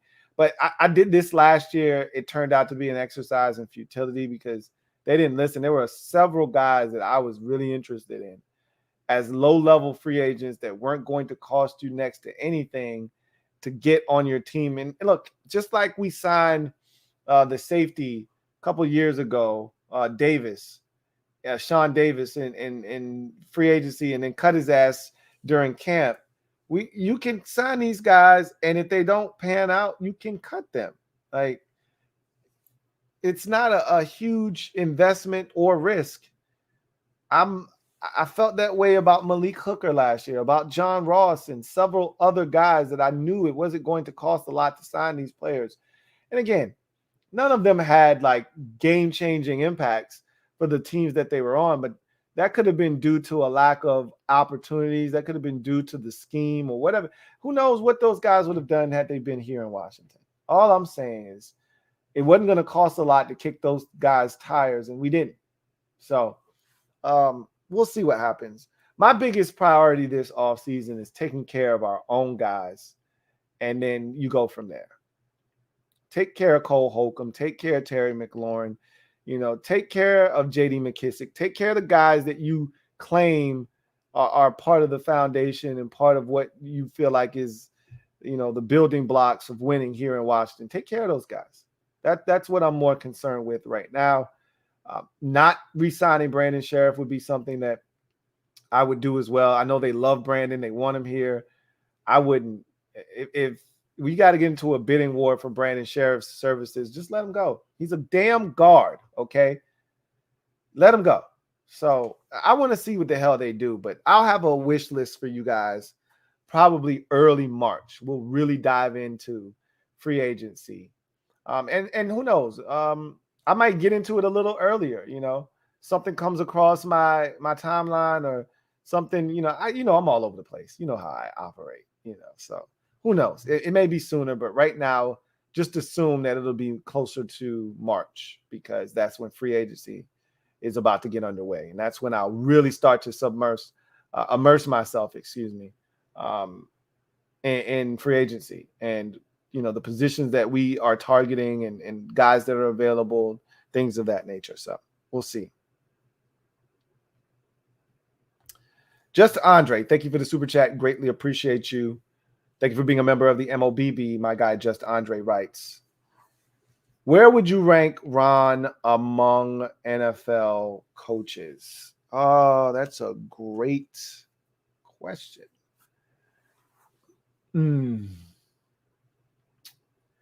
I think if I sat down, made a list of all 32 coaches, obviously 9 of them are brand new head coaches. Now, of the 9 that were hired during this cycle, only one, I believe, 2 of them are retreads, Lovie Smith and the Saints promoting defensive coordinator Dennis Allen, the head coach. Those are 2 guys that have had jobs in the league previously. I think the other 7 are all first-time head coaches, so Ron immediately is ahead of all of them. And I think you put Ron ahead of the 2 retreads. Maybe, you could argue Lovie Smith. Him and Lovie Smith are pretty equal because both of them coached in the Super Bowl, but I think Ron's a better coach than Lovie Smith. But I'm biased too, so I don't know. You take that with a grain of salt. So immediately he's already at 22, 23 because there are 9 coaches that just came on board. So right there, he's almost at the midpoint of the league. Then you start looking at some of the other coaches that weren't fired that I don't respect Mike McCarthy. So he's clearly over him. I thought that the Eagles coach, Nick Sirianni, did a solid job. I think Ron's better than him still, and anybody, of course, all the fans of the teams in the division are going to argue me up and down. The Giants are one of the teams with a brand new head coach. So clearly Ron would be elevated over him. I still think he's the best coach in the NFC East anyway. Then you go to the NFC North. Bears have a new coach. Vikings have a new coach. He's better than Dan Campbell with the Lions. And the Packers have Matt LaFleur. And I put Matt LaFleur over him right now. But Matt LaFleur also has Aaron Rodgers. He didn't look so hot when Jordan Love was starting, which is why everybody in Green Bay all of a sudden is like, oh, we want Aaron Rodgers back. We'll do anything it takes to have him back long term. Because they saw Jordan Love for a couple of weeks and they realized this guy stinks. And Matt LaFleur didn't look so hot then. But I don't know. I'd put Matt LaFleur ahead of Ron Rivera right now still. NFC West, Sean McVay's ahead of him. I think he's better than Cliff Kingsbury. Pete Carroll's ahead of him. And Kyle Shanahan's better than him. So that would put him right now 5th in the NFC in terms of head coaches behind the 3 NFC West coaches and Matt LaFleur. And then you go to the NFC South. There's no more Sean Payton. So I put Arians ahead of him. So that puts him at 6. I would not put Arthur Smith ahead of him with the Falcons, and definitely not putting Matt Rule ahead of him. So he's 6th in the NFC in terms of head coaches. In the AFC, start with the AFC East. He's better than Salah. He's better than he's not better than Sean McDermott, who is crazy because that was his understudy. Remember, McDermott got his job as the defensive coordinator of the Panthers, so he cut his teeth under Ron Rivera. But I think McDermott has surpassed Rivera already as a head coach in this league. And then, of course, Bill Belichick. So he's 6th in the NFC overall. Right now, I have him 9th after the 2 AFC East coaches leapfrog him. Then you get to the AFC South. I think Mike Bravel's a better coach than him right now, Tennessee Titans coach. So that would put him at 10th. I like Frank Wright, but I don't think he's a better coach than Ron Rivera, even though it's close. I like Frank Wright a lot, but I don't think he's a better coach than Ron Rivera. No, for Jacksonville, they got a new coach, and the Texans have a new coach. So then you go to the AFC North. Mike Tomlin's a better coach than Ron Rivera. That will put him at 11. John Harbaugh is a better coach. That will put him at 12. I still think he's a better coach than Zach Taylor. So even though he just took his team to a Super Bowl. And Kevin Stefanski, that's a good one. I think they're pretty even. I'll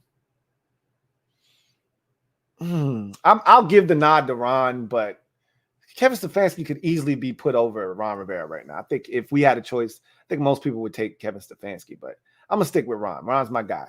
So right now he's 12th in the league after the two AFC. He's 13th, excuse me, after the two AFC North coaches are leapfrogging him.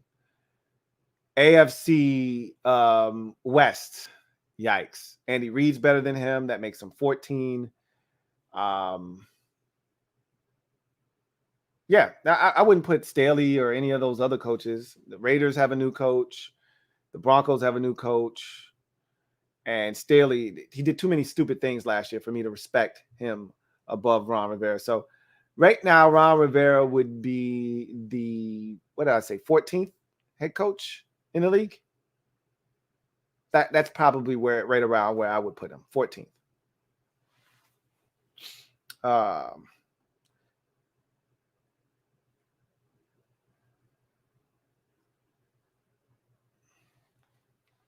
Yes, John, I think it was Wofford or Walt. I think it was Wofford or Wolford was the backup that Sean was ready to start over Jared Goff. That he did start over Jared Goff at the end of that season last year. 1-6 Devil Doc. Thank you for the super chat. Greatly appreciate you. Thank you for being a member of the MOBB, who writes, Lou, ideally, I think we should trade back with a team like Detroit. Get their 2 first-round picks next year. I think it should be a top 10 pick, maybe even top 5. Again, in theory, that sounds great. Detroit's got to want to trade with us. That's number one. Number two,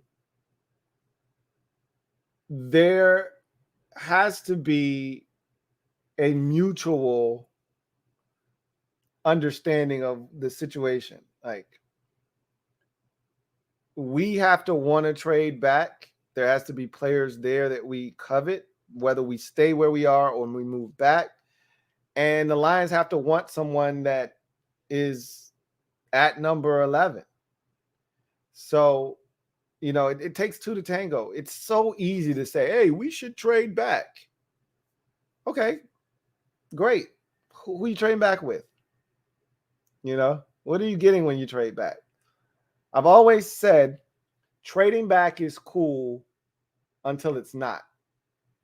And I've gone through this exercise in futility before. But in 2011, we traded back because Jacksonville wanted to come up and get Blaine Gabbert at 11. We traded back, and I think maybe 3 or 4 spots, we traded back. They got their man, and we got Ryan Kerrigan. Sounds great, right? Well, we had a chance to get J.J. Watt. We decided to trade back. I don't know if J.J. Watt's J.J. Watt in Washington, right? He could turn out to be a scrub for us because we're Washington. Or he could have ended up being J.J. Watt, and he could have turned this organization around, or helped at least. Who knows? Trading back is only cool until it's not. Don't trade back for the sake of saying, hey, we need to acquire more assets. How about getting a guy that can help you right now? I'm all for that too. So trading is fun. It's great for mock drafts. It's great for, putting it into the machine and having it spit out all kinds of stuff. But the reality of the situation is, trades rarely happen. And when they do, it's usually for a specific player. You don't know if that player is going to be available or not. So it's hard to make a deal and pinpoint a team. Like if I'm Detroit, what am I trading up for? Why would I trade up if I'm the Detroit Lions? I stink and I'm rebuilding. I need all the draft capital I can get. Why would I give you my draft capital to come up for what? No one player is going to turn the Detroit Lions around right now. So they should be stockpiling as many picks and drafting as many young, talented football players as they can that can help them turn that thing around in Detroit. So a team like Detroit, they're not interested. They shouldn't be, at least, in trading up. They should be interested in trading back and stockpiling more picks.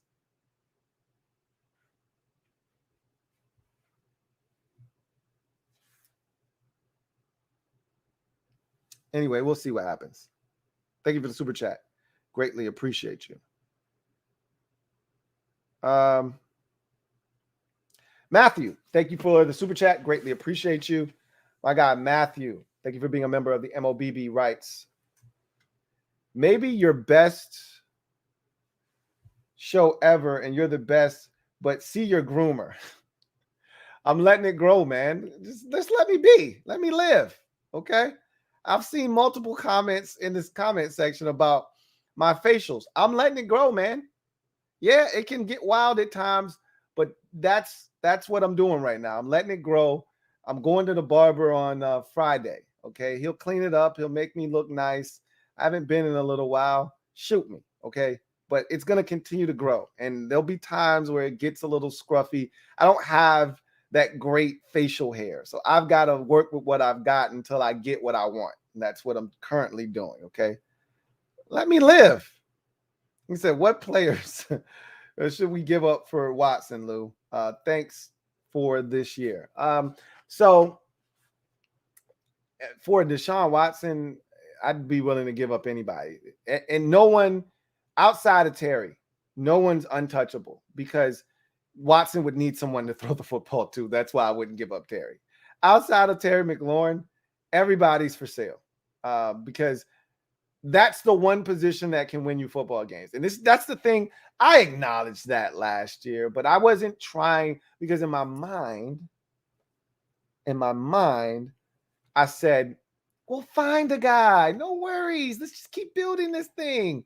And then I saw the light this year. Like, no, I thought we were building something, and we weren't building anything. It seemed like, the defense wasn't any better.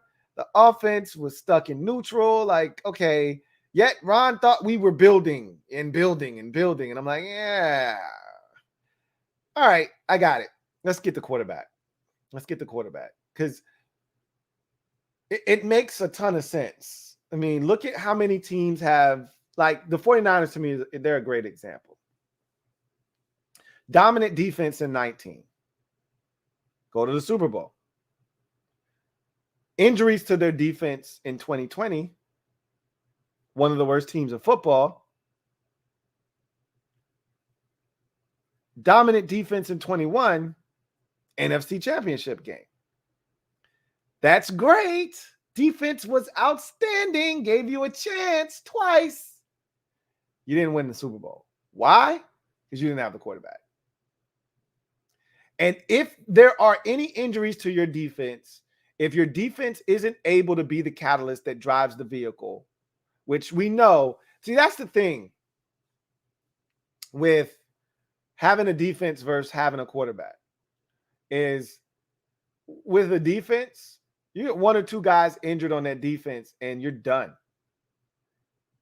And again, with a quarterback, the likelihood is a quarterback isn't going to get injured. Most quarterbacks don't get injured. They most quarterbacks play a full 16, now 17 game schedule. You may get a quarterback that may miss a game here or there, 1 or 2 games. But for the most part, unless you get a quarterback that, tears something, breaks an ankle like Dak did, a couple of years ago, or, you lose an ACL. And for the most part, guys stay relatively healthy at the quarterback position. So, at the end of the day, you'd much rather take your chances with your quarterback being a guy that carries the load versus your defense. Because it doesn't take much for the defense to be off kilter and for you to not have a chance. So I said all of that to say this. I'd give up anybody. Nobody. Last year, I was like, I'm not giving up Chase Young. I'm not giving up Montez Sweat. Hell, I don't even want to give up Daron Payne, but if I got to, I will. But I'm not giving up any of my young defensive studs. I want all of my young guys. I'm trying to build this defense into a bully. Yada, yada, yada, blah, blah, blah, blah, blah, blah, blah. This year, I'm like, hey, look at the whole roster. Look it over. Anybody but 17, they're yours. Pick them out. That's how I feel about Watson. Now, I wouldn't do that for anybody, but Watson's one of those dudes. Pick out any one of these dudes you want on the roster. I'm not giving you multiple guys. I give you a couple of ones, and I'll give you one of these dudes on the roster. Pick one. You want Sweat, you want Young, take him. He's yours. Give me Watson. Now, again, you got to be sure that you're getting a guy that is going to not only be what you envision him to be on the field, but more importantly, off the field. There's no guarantees in this thing, but you got to do as much homework and due diligence as possible before you make a deal like that. Gear Cell 1. Thank you for the super chat. Greatly appreciate you. My guy, Gear Cell 1 writes, were you here earlier in the form of Trevor Patch? Just checking. He says, Louie, you're the man. Don't like the new name. Feels like an expansion team. I've heard that, and you're not wrong for feeling that way. Saw Dan flexing in a breaking to electric boogaloo. Most of the fan base didn't even know what you're talking about right now, man. Okay. He says, wife beater with Jordache jeans with felt pockets. Tragic. Ron's plan, not sure. Oh, man. They don't know anything about Turbo.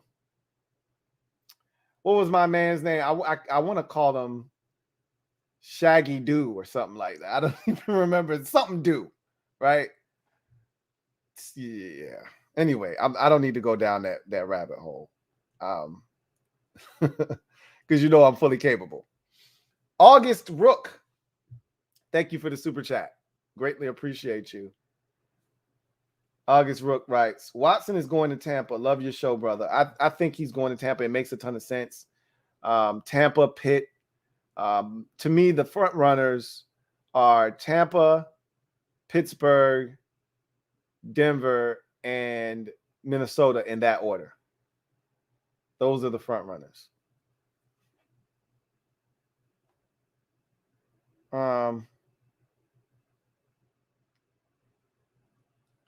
Let's see. Captain JR, thank you for the super chat. Greatly appreciate you. Who writes, Ron screwed himself by saying if he drafts someone in the first, he will start him. That can ruin the competition. He didn't say that it was a definite that guy would start. He pretty much just said, if we draft a guy in the first round, we're not drafting that guy to sit. We're drafting that guy to come. Now, Ron's not going to throw a guy to the wolves just because they draft him in the first round. If he comes out there, he doesn't look ready, he can't set protections, they're not going to throw him out there. What Ron essentially was saying is, look, if we draft a young guy in the first round, we're drafting him with every intention of giving him a chance to start and really wanting him to start. The sooner the better, which it's true in this league. Generally speaking, it's better if a guy gets out there and plays. There's the unique, circumstances with some of these quarterbacks where they don't play like Trey Lance didn't, and we'll see what that actually means for him in the upcoming season. And Patrick Mahomes didn't really play in his rookie campaign.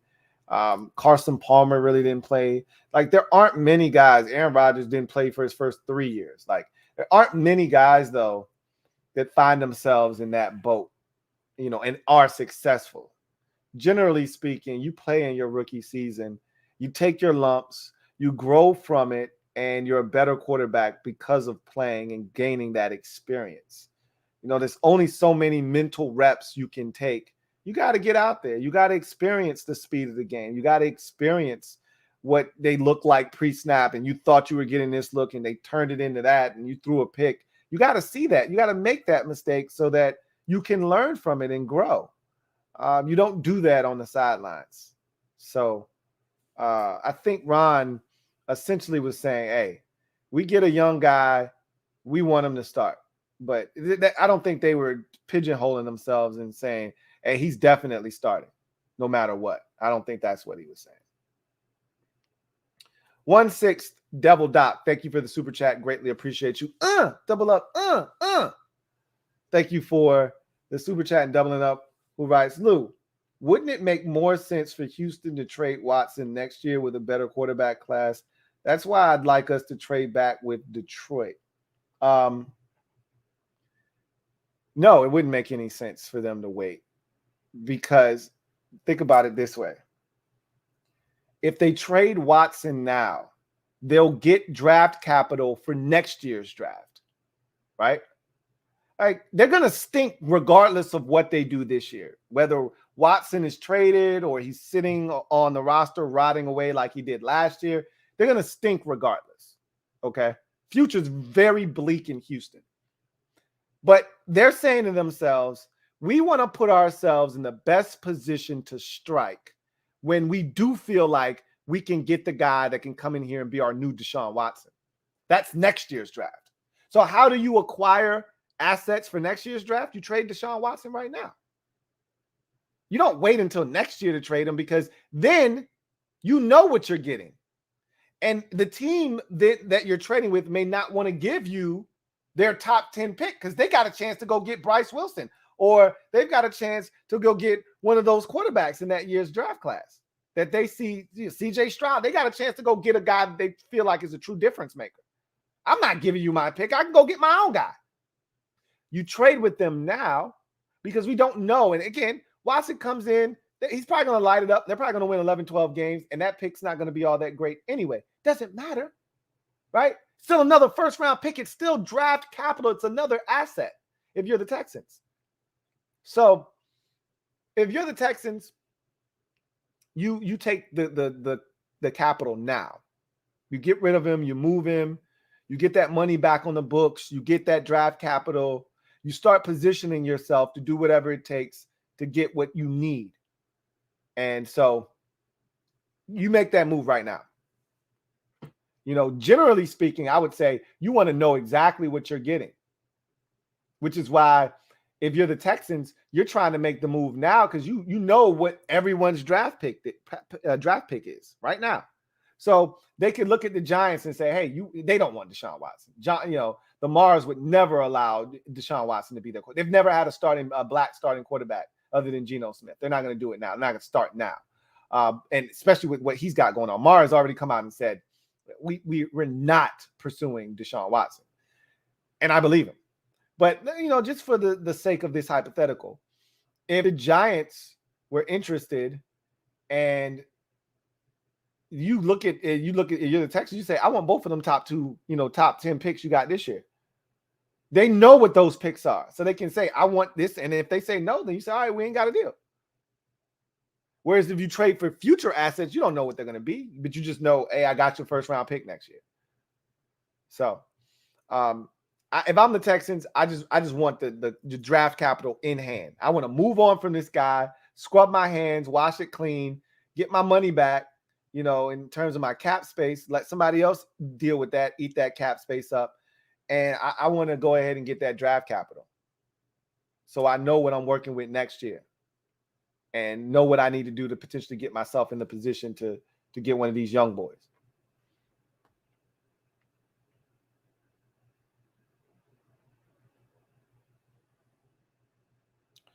Deshaun Bell. Thank you for the super chat. Greatly appreciate you. Deshaun Bell writes, Lou, the name Commanders is becoming less buns to me. And should we press the A button on Derek Stingley if he is there for us at 11? I would. Because you know what he reminds me of if he were sitting there at 11? He reminds me of what Marshawn Lattimore was in that 2017 draft when he was sitting there at 11 for the Saints. I think it was 11 or 13 for the Saints. He had no business being there. He was a top 5 talent that year's draft, but because of all the quarterbacks that went, I want to say it was the 2018 draft.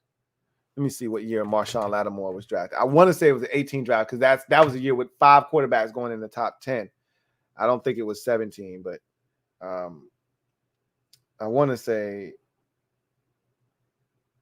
it was the 18 draft because no, it was 17. It was the 2017 draft. Who flooded that draft? 17. Oh shit, I'm tripping. That was the Mahomes, Watson, Trubisky draft. 17 was. So I just felt like a talent like him got pushed down because of, some of those quarterbacks getting pushed up, mainly Mitchell Trubisky. Guys like the Stanford defensive tackle, I can't think of his name. He plays for the Raiders now.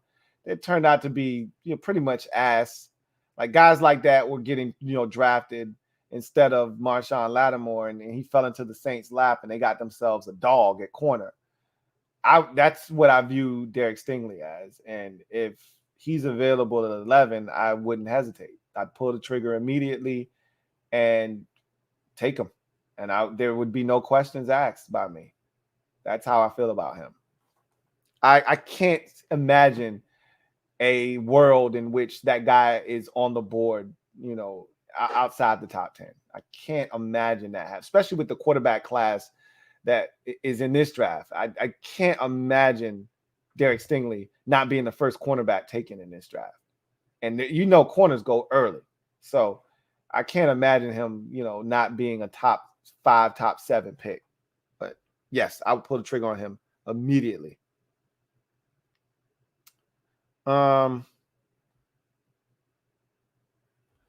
Jason Files, thank you for the super chat. Greatly appreciate you. My guy Jason Files writes, what up, Lou? What's up, Jason? 3 questions. Is Chase on the table for a star quarterback? Yes.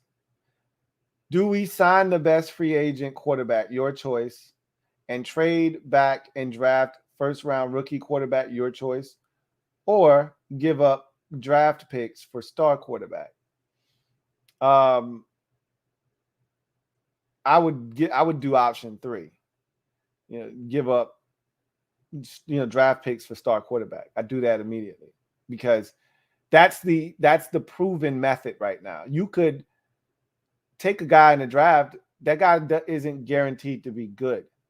And again, I'd be much less likely to be that adamant about it if this were a draft class that looked and resembled the last 2, where you told me, hey, you could get you a Joe Burrow, a Justin Herbert, or a Tua Tagovailoa, like you could get back in 2020.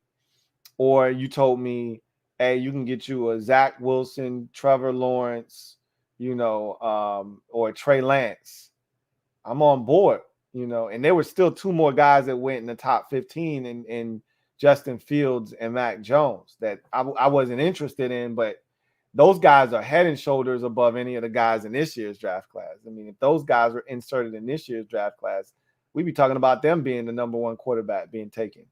So for me, if those guys existed, in this year's draft class, a Trevor Lawrence, a Zach Wilson, a Trey Lance, a Tua Tagovailoa, Justin Herbert, or Joe Burrow, I'm like, nah, I'm not giving up anything.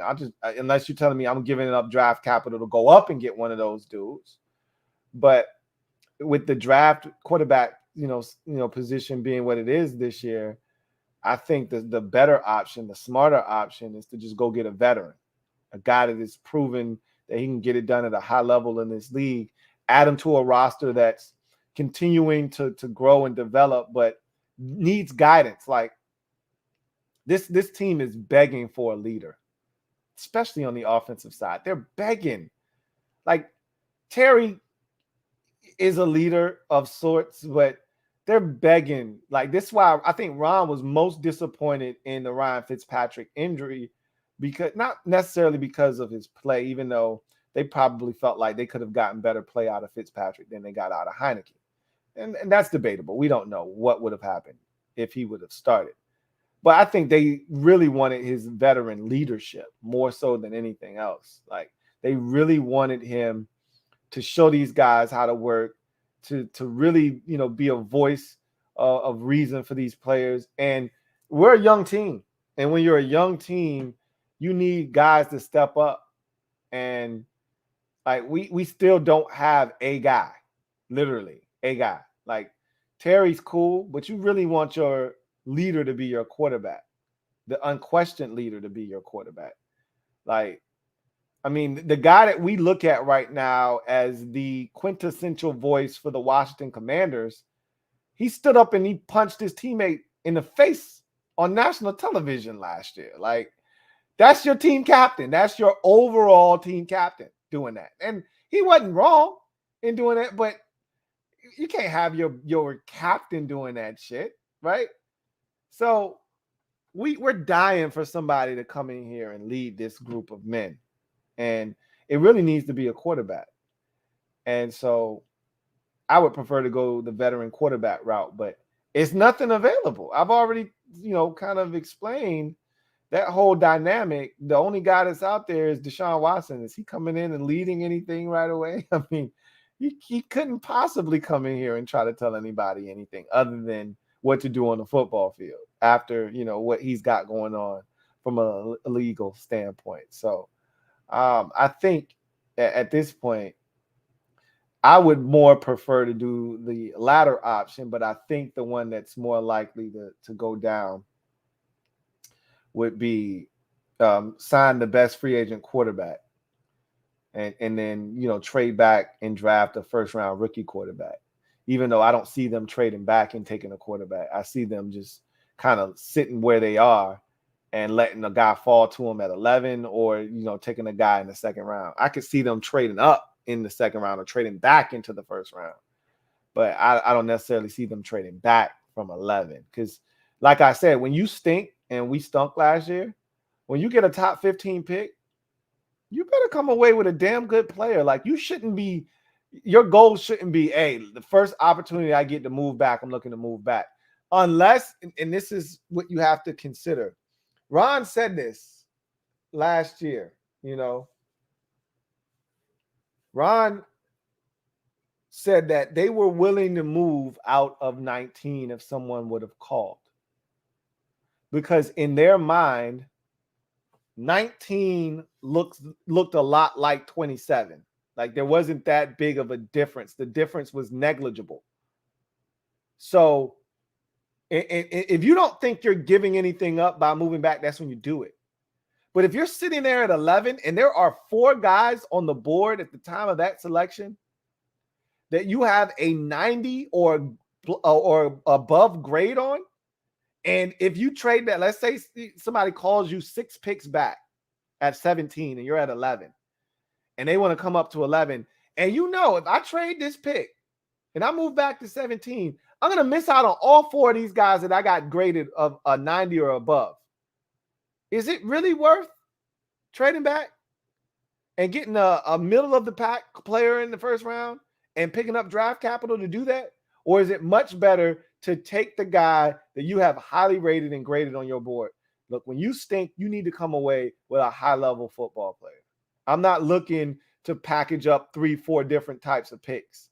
I'm not looking to move back a ton. I'm looking to get the best player available because that's how you move the needle. You don't move the needle with a bunch of De'Ami Browns. You don't move the needle with a bunch of Jamin Davises even. you move the needle with guys that are difference makers. Those usually come in the top 15 of a draft. Now, and look, you can find them anywhere. Don't get me wrong. I'm not saying, but what I'm saying is if you stink, you need to be taking advantage of that and getting the best player possibly available at your selection. So I'm not the biggest trade back guy unless it makes a ton of sense. 1/6 Devil Doc, thank you for the super chat. Greatly appreciate you. Who writes, draft middle linebacker in the first, quarterback in the second, roll with Heineke in 2022. I would be all for that. I would be all for everything except roll with Heineke in 2022 because I don't envision them passing on free agency as a whole. There will be another veteran quarterback on the roster besides Taylor Heineke. I feel pretty confident in making that assertion. They're going to do something at quarterback prior to the draft, and then I think they're not going to stop there. They're going to double up and get a guy in the draft as well. Like, it won't be Heineke and a rookie. To me, that's highly unlikely. It's more likely that it's a veteran and Heineke than it is a Heineke and a rookie. To me, it's more likely than not going to be veteran, Heineke, and rookie. But I think the least of those three options, I'd put veteran, Heineke, rookie at 62%. I'd put veteran Heineke, no rookie, so veteran and just Taylor Heineke at 30%, 31%. And I'd put rookie and Heineke at 7%.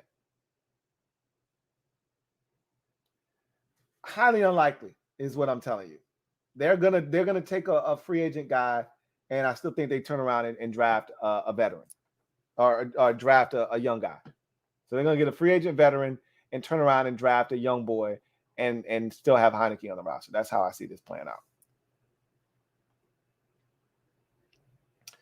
Trevor Patch, thank you for the super chat. Greatly appreciate you. My guy Trev writes, can we talk about VA making a football stadium committee and passing gambling a few years ago? City of Richmond will pay for Dan's stadium and casino.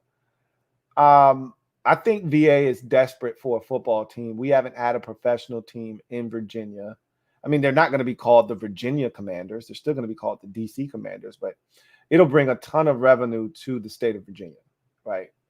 And I think they're desperate for anything at this point. So if they can get Washington, it'll be a big coup for them. It'll be a big get because they've never had an entity quite like that in the state of Virginia.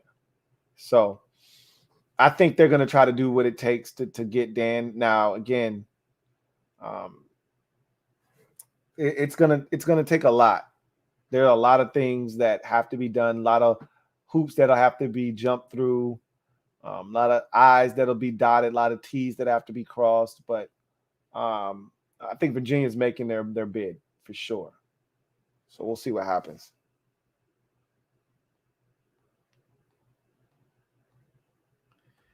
Captain JR, thank you for the super chat. Double up. Thank you for doubling up. Captain JR writes, my perfect draft would be Howell Willis in the first, Chad Mumu in the second, and James Cook in the third. I like the James Cook pick in the third because I really think we could use another running back. Like, I think they're going to be some really quality backs in the mid rounds. Like, I don't think this draft is one of those drafts you should be even entertaining spending the first. And I wouldn't even spend a second on a running back in this year's draft class. I think where the real value is rounds 3 through 5 at the running back position. You may even be able to even extend it to 6. But I think they're going to be some quality backs. Like, I'm not sold on Jarrett Patterson. Like, he's okay, he's cool, but I'm like, I feel like I can do better than that. And I don't know what they're gonna do with JD McKissick, but I feel like they're gonna be some quality. Like, I'm biased. Okay, I'm a Notre Dame Fighting Irish fan, but Kyron Williams, look, he's not gonna blaze the 40. And I think that's what ultimately is gonna stop this guy from being a high level running back. But what he is a physical back, tremendous in pass protection, can catch it out of the backfield, and he's plenty enough fast. Got great vision. I like Kyron Williams, and I think they're going to be a lot of backs similar to him in this year's draft class that you can get in the third, fourth round and feel really good about it. And I would love to see us do something like that. I just don't see us doing something like that. So anyway, I digress. Trevor Patch, thank you for the super chat. Greatly appreciate you. My guy Trev writes, not a gear cell catfish, but can't physically stop the word tragic from coming out whenever I see someone wearing or checking out anything Puma branded. Anytime I hear what someone's wearing and that's followed by the phrase tragic, I immediately go to gear cell. So if you do that, I'm going to think that there's some kind of a conspiracy going on in that. You know, I'm pulling off your Trevor Patch mask. Gear cell. You know, that's how I view that. So I'm pretty sure you and Gear Cell have been in the same chat at the same time. But I mean, that's still not hard to do. You could be on two different devices, working the devices. But I think you're two different entities. But not 100% sure either. Anyway, I digress. J. Kirk 20. Thank you for the super chat. Greatly appreciate you. Double up. Thank you for doubling up, J. Kirk 20. Who writes, would you take a receiver at 11, Lou? Because I would. I would not take a receiver at 11. Here's why. I don't think any of these receivers are, you know, Jamar Chase or Justin Jefferson-esque. I could be wrong. I think there's some good receivers in this year's draft class, but I don't think any of them are worthy of 11. No receiver in this draft, I think, is worthy of 11. None. So, and look, I got more work to do. I say that now. I could come back, 2 weeks from now and be like, all right, man, I was wrong. I'd take this guy at 11. As of right now, and I've watched every one of the receivers that's in this draft class that's highly sought after and thought about, like the top 5 to 7 guys. I've all watched them play. I kind of got a feel for their game. Now, obviously, I want to go in. I want to really hone in on them because, again, when you're watching games live, a lot of times you're not just watching a player. You're watching the game. You're just watching it as a whole entity. You're not focusing in on that one guy and everything that he's doing. So I could go back and watch it and say, you know what? This Garrett Wilson dude is fantastic. I could come back and say, you know what? This London kid, man, he is fantastic. But at the end of the day, I want to watch these players before I make those types of declarations. But kind of got a feel for these dudes. I wouldn't take a receiver at 11.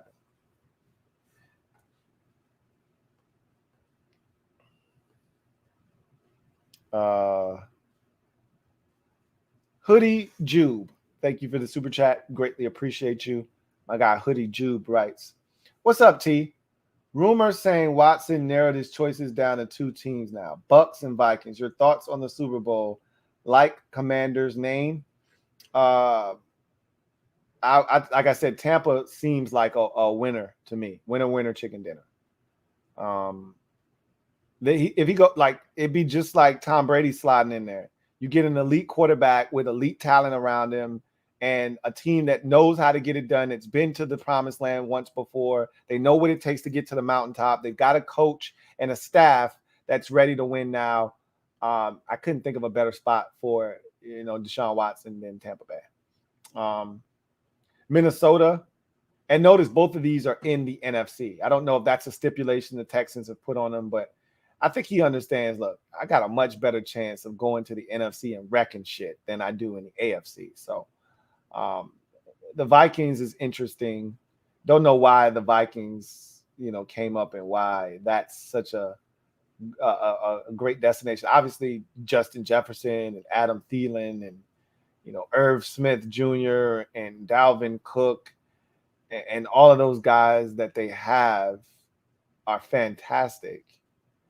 And so it makes it a very intriguing spot to want to go and play. But I didn't see Minnesota, being, one of those destinations that I gotta have. But apparently he's done the due diligence and feels like that's a good spot for him. It makes a ton of sense from a talent perspective. So the Super Bowl, I talked about it on the podcast, talked about it after the game was over. So check one of those videos out. I just did a podcast today, talked about the Super Bowl for literally damn near an hour, in every way imaginable. So thought it was a solid Super Bowl overall. But yeah, I did damn near an hour on it. So go check that out. And then the commander's name, it's fine. I told you from the jump, I didn't care what the name was going to be. I wasn't that hung up on what they were changing the name to. I was more concerned about how we looked, jersey wise, what the logo looked like. That's what I was concerned with. I mean, the Commanders, all right, whatever. It's to me, it's a generic name. There wasn't a lot of thought put into Commanders. As my guy Alex put it, you stole a name and you stole the hashtag too. I think they were the San Antonio Commanders or San Antonio something, and their hashtag was Take Command in the AAF. I think it was in. Like they didn't put a ton of thought into some of this stuff, but some of it was from a legal standpoint. It had to work. So it is what it is.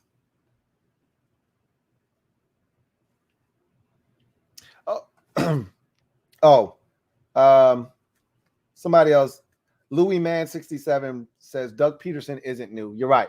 That's another one of those coaches that's a retread. I think those are the three. I did leave him out. Minnesota has a brand new coach.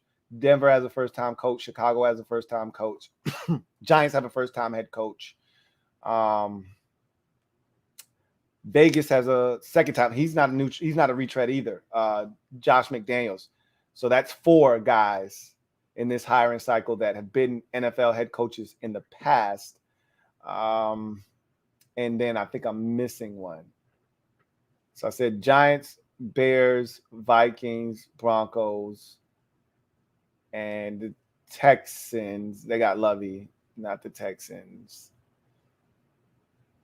That's 4.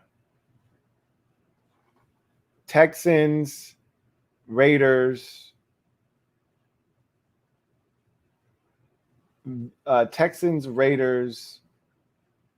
Jaguars, and and the Dolphins with Mike Daniel. I think I kept calling him McDaniel. He's another new coach. So the other 4 are all retreads that have coached in this league before. And so it's 4 of them. Thank you for that correction.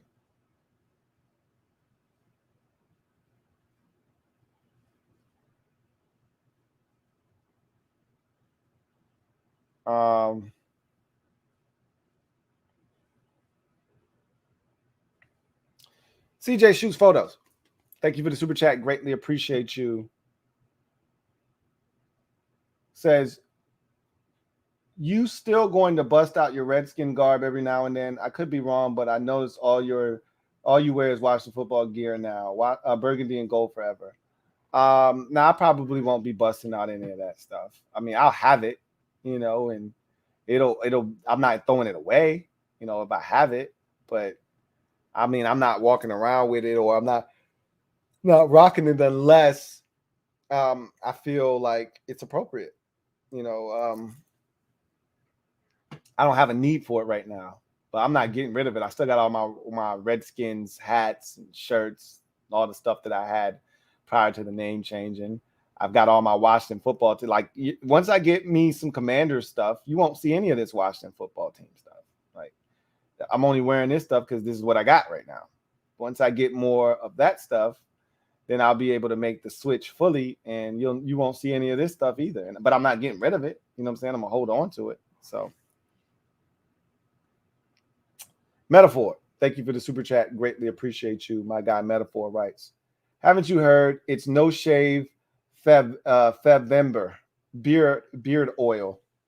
I haven't heard. But I'm not one of those people that partakes in any of that stuff. No shave, this, that. I'm just trying to grow my shit. That's it, man. I'm just trying to I'm going through.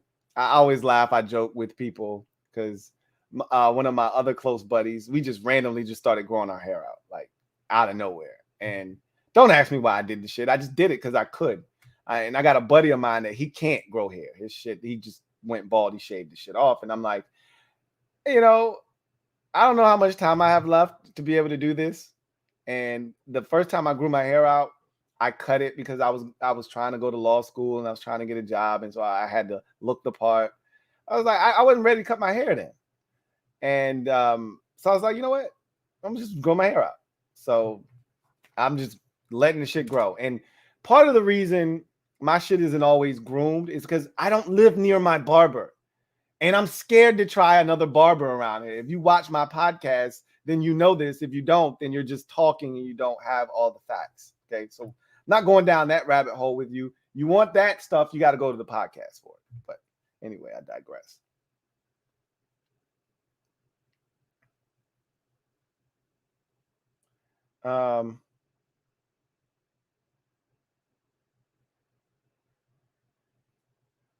See. 1/6 Devil Doc. Thank you for the super chat. Greatly appreciate you. My guy 1/6 Devil Doc writes, would you be interested in Marcus May? Nah, I'm good on him. He's coming off of an ACL. Here's the thing. Is he going to have to take a 1-year prove-it deal? Maybe he will. Is it a cheap one? Maybe. What you don't want to get yourself caught up in, though, right, is you get Marcus May. Let's say he's got to take a 1-year prove-it deal. It sucks because he just took a 1-year franchise tag and he wanted a long-term deal. He didn't get it. He tears his ACL. Now he's back to square one, having to probably take a 1-year prove-it deal. Okay. Well, let's say he takes the 1-year prove-it deal. And it's 1 year, $7.5 million. He comes in and he balls out, kills it. And he is like the centerpiece of this defense. Now you got to pay him. Do you really want to do that? You could let him walk, but then now you have to replace a guy that came in and showed you what the game was missing at the safety position.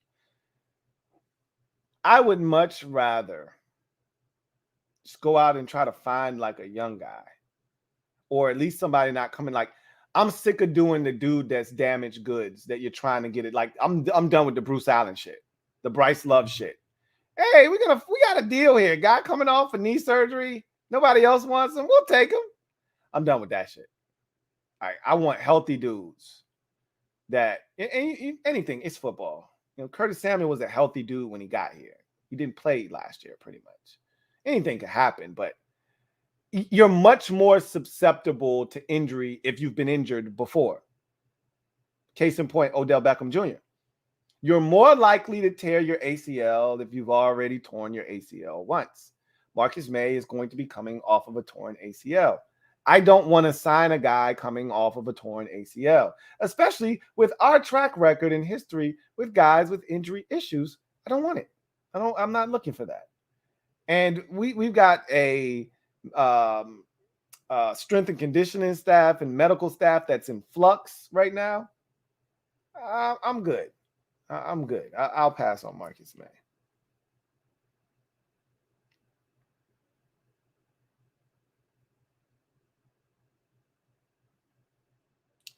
Let's see. All right. So no more super chats.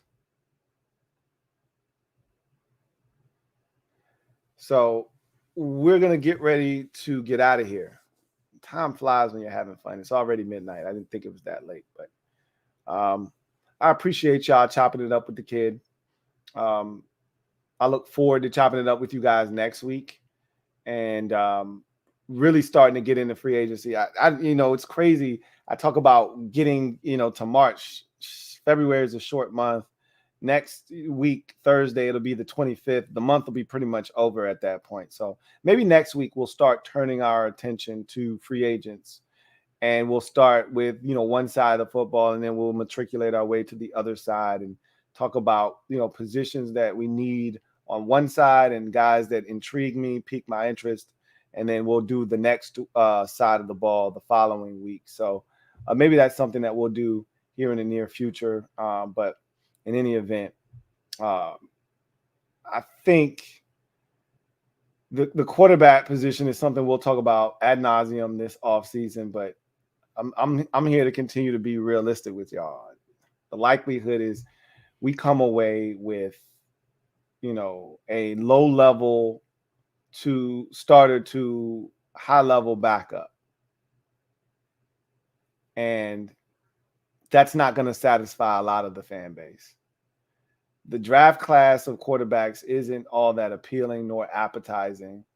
You're probably going to have to settle for one of those guys. I'm intrigued by 3 or 4 of them.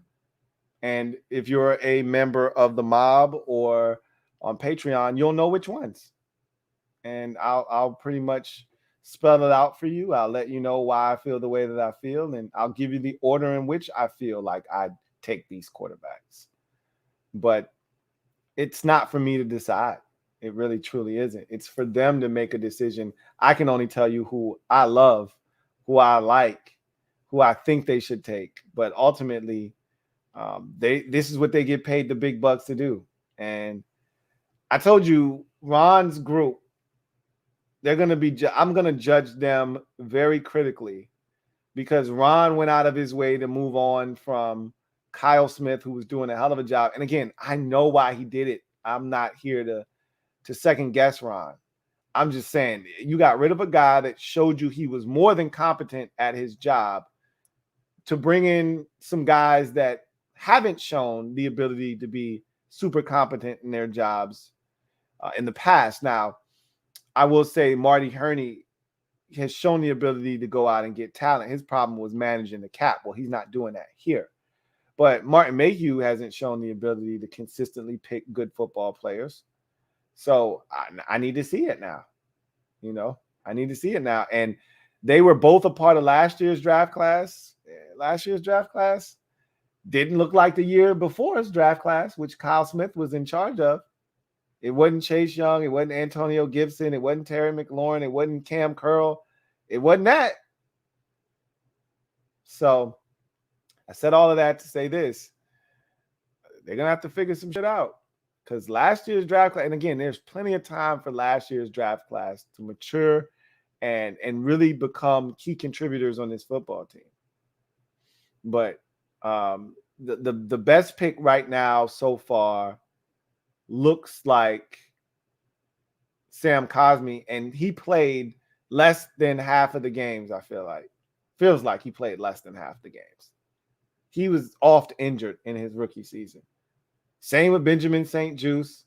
Same with De'Ami Brown. And when he wasn't injured, his ass just wasn't on the field. Jamin Davis, it was a first-round pick, but he's got some, developing to do, and they got to figure out what his best utilization is. That'll really help in his development when they just figure out where to put him and let him stay there. I mean, we got some contributions from Cam Cheeseman. as a long snapper. I mean, none of the 7th round picks were impactful. You don't expect 7th round picks to be impactful, right? Like, neither was Derek Forrest. I wasn't expecting anything out of him. I didn't even like him when we drafted him. But then again, I didn't like Cam Curl when we drafted him. He turns out to be a stud. So what do I know? I said all of that to say this. Those guys are on the clock. Last year, I cut them a break because they had just got here. They didn't know the roster. They were kind of moving on the fly and trying to pick things up as they went. Now they've been here a full year on the job. They got a chance to scout. They got a chance to see this roster, what we need. And now I'm putting the onus squarely on them to go out and get us quality football players, both in free agency and the draft. And if they can't do that, then I'm going to continue to say that Ron made mistakes there, and it ultimately could cost him his job. So we'll see what happens. This is a big offseason. Not just forget about quarterback for a second, okay? Because they're in a tight spot. They're in a rough spot quarterback wise. They really truly are. All right, it's almost a no-win situation for them. Not going to get a big veteran. You can swing all you want, but you're going to continue to miss. And it's going to piss off the fan base, but it is what it is. Nobody wants to come to Washington. And these quarterbacks, teams don't let great quarterbacks leave. That's just how it goes. And they'd be stupid to let them leave. And then the ones that are available, they're either available for a reason or they don't want to come to Washington. And then to make matters worse, the draft class of quarterbacks isn't all that appetizing, as I mentioned. So they're in a tough spot quarterback-wise. But what you can do outside of the quarterback position is you can build up this roster everywhere else. Do that. Continue to do that. Continue to give us hope that, hey, we got everything we need. Now we just need a quarterback. Because that's how I felt going into last year. Hey, we building this thing. This is why I don't want to give away Chase Young. I don't want to give away money. We building this thing. Keep building it and then drop the quarterback in. I felt like we took a massive step back last year. you know how you buy something and you expect it to work a certain way, look a certain way, feel a certain way. You had all these expectations, and then you get it, and then you see it, and you're like, oh. Sort of like an album. You've been waiting, and that first single that they put out was just fire. I mean, damn. The second single that followed up was even more fire. You're like, okay, this album about to be crazy. That shit happened to me. I bought a Lil Flip album. You remember the song, Flip, Flip, Flip, but they don't hear me. Flip, Flip, dum, dum, dum, dum, dum, dum. I thought that album was going to be fire, so I bought it. I got an album full of trash. And I'm going through the songs, and I'm like, what did I just get myself into? That's how I felt about last year's roster and draft and all that. You know, Curtis Samuel, William Jackson III, Chase Young year 2, Montez Sweat year 3. That's how I felt about all of that shit. I'm standing there looking like, oh yeah, I got a big shit-eating grin on my face. Yeah, here we go. What is it? What is it? What is this? What is this? I've scaled it back a bit. I've dialed it back a bit. Okay. Now I'm putting the onus on these boys to reinstill that faith in me. That, hey, we got our finger on the pulse of this team and this roster, and we are going in the right direction. I need to see it first. Or as I like to say with my son all the time, I need to try it first. Okay? I need to see it first. I don't trust any of these dudes. Don't talk to me about Martin Mayhew drafted Matthew Stafford. I don't want to hear none of that shit. He didn't draft him here. Marty Herney had a pretty good track record in Carolina. He ain't draft none of those boys here. I need to see it. So, pressure's on. Starts with free agency, goes to the draft. I want to see what these dudes are talking about. But anyway, I digress. That's going to do it for me. your man, Louis T. Got a super chat here from Metaphor on the way out. Thank you for the super chat, Metaphor, who writes, serious note, weak quarterback class translates to wide receivers. It can. It just depends. Not all these receivers play with bad quarterbacks. You know, I remember there was a time where LSU they had such poor quarterback play, and their receivers were ass-tastic. Craig Buster Davis and Michael Clayton, like these are the guys coming out of LSU, out of that program at one point, and it was bad. You know, Ruben Randall, these were the guys coming out of LSU's program. But a lot of it was the fact that they didn't have any quarterbacks at LSU. It was terrible, right? And you started to see that shift, even though there was no quarterback. Odell Beckham Jr. and Jarvis Landry, they didn't play with shit at LSU at the quarterback position, okay? Nothing. But you could see the talent. And it started to change after those two boys left. And then DJ Chark and, now you see Jamar Chase and Justin Jefferson, and you see all these young boys coming in here and doing it up from LSU. And, sometimes you just need to have a quarterback to show what a guy is really capable of. But just because you don't have a quarterback doesn't mean you don't have stud potential. You just weren't necessarily able to showcase it because the quarterback position, wasn't ideal. But we'll see. It doesn't always work out that way. I'll just say that. Anyway, I digress. That's going to do it for me, your man, Louis T. I thank you guys for joining me. I am a Washington fan, etched in burgundy and gold. My Washington spirit will never die. Washington spirit will never fold. Until we meet again, hail, or excuse me, take command. All right? Post up. Take command. You guys have a good one, and I will see you guys more likely than not next week. I got a couple super chats here. I don't want to leave without reading them. One from Metaphor. Thank you for the super chat, Metaphor. Greatly appreciate you. Who writes, you saying Ron playing flip in the whip? I'm strapped. He said, I'm strapped in. I'm not saying that's what Ron is playing, but Ron is controlling the wheel and I'm controlling the radio. So I'm definitely not playing flipping the whip. So you don't have to worry about that. I already did that. It didn't go well. So you don't have to worry about that flowing through the speakers. Gay Baby, thank you for the super chat. Greatly appreciate you.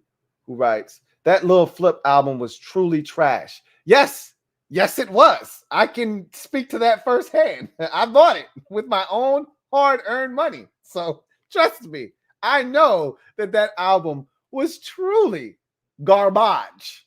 And unfortunately, that those weren't the days of streaming, okay? Where an album comes out and you can stream it and say, oh, this is hot ass.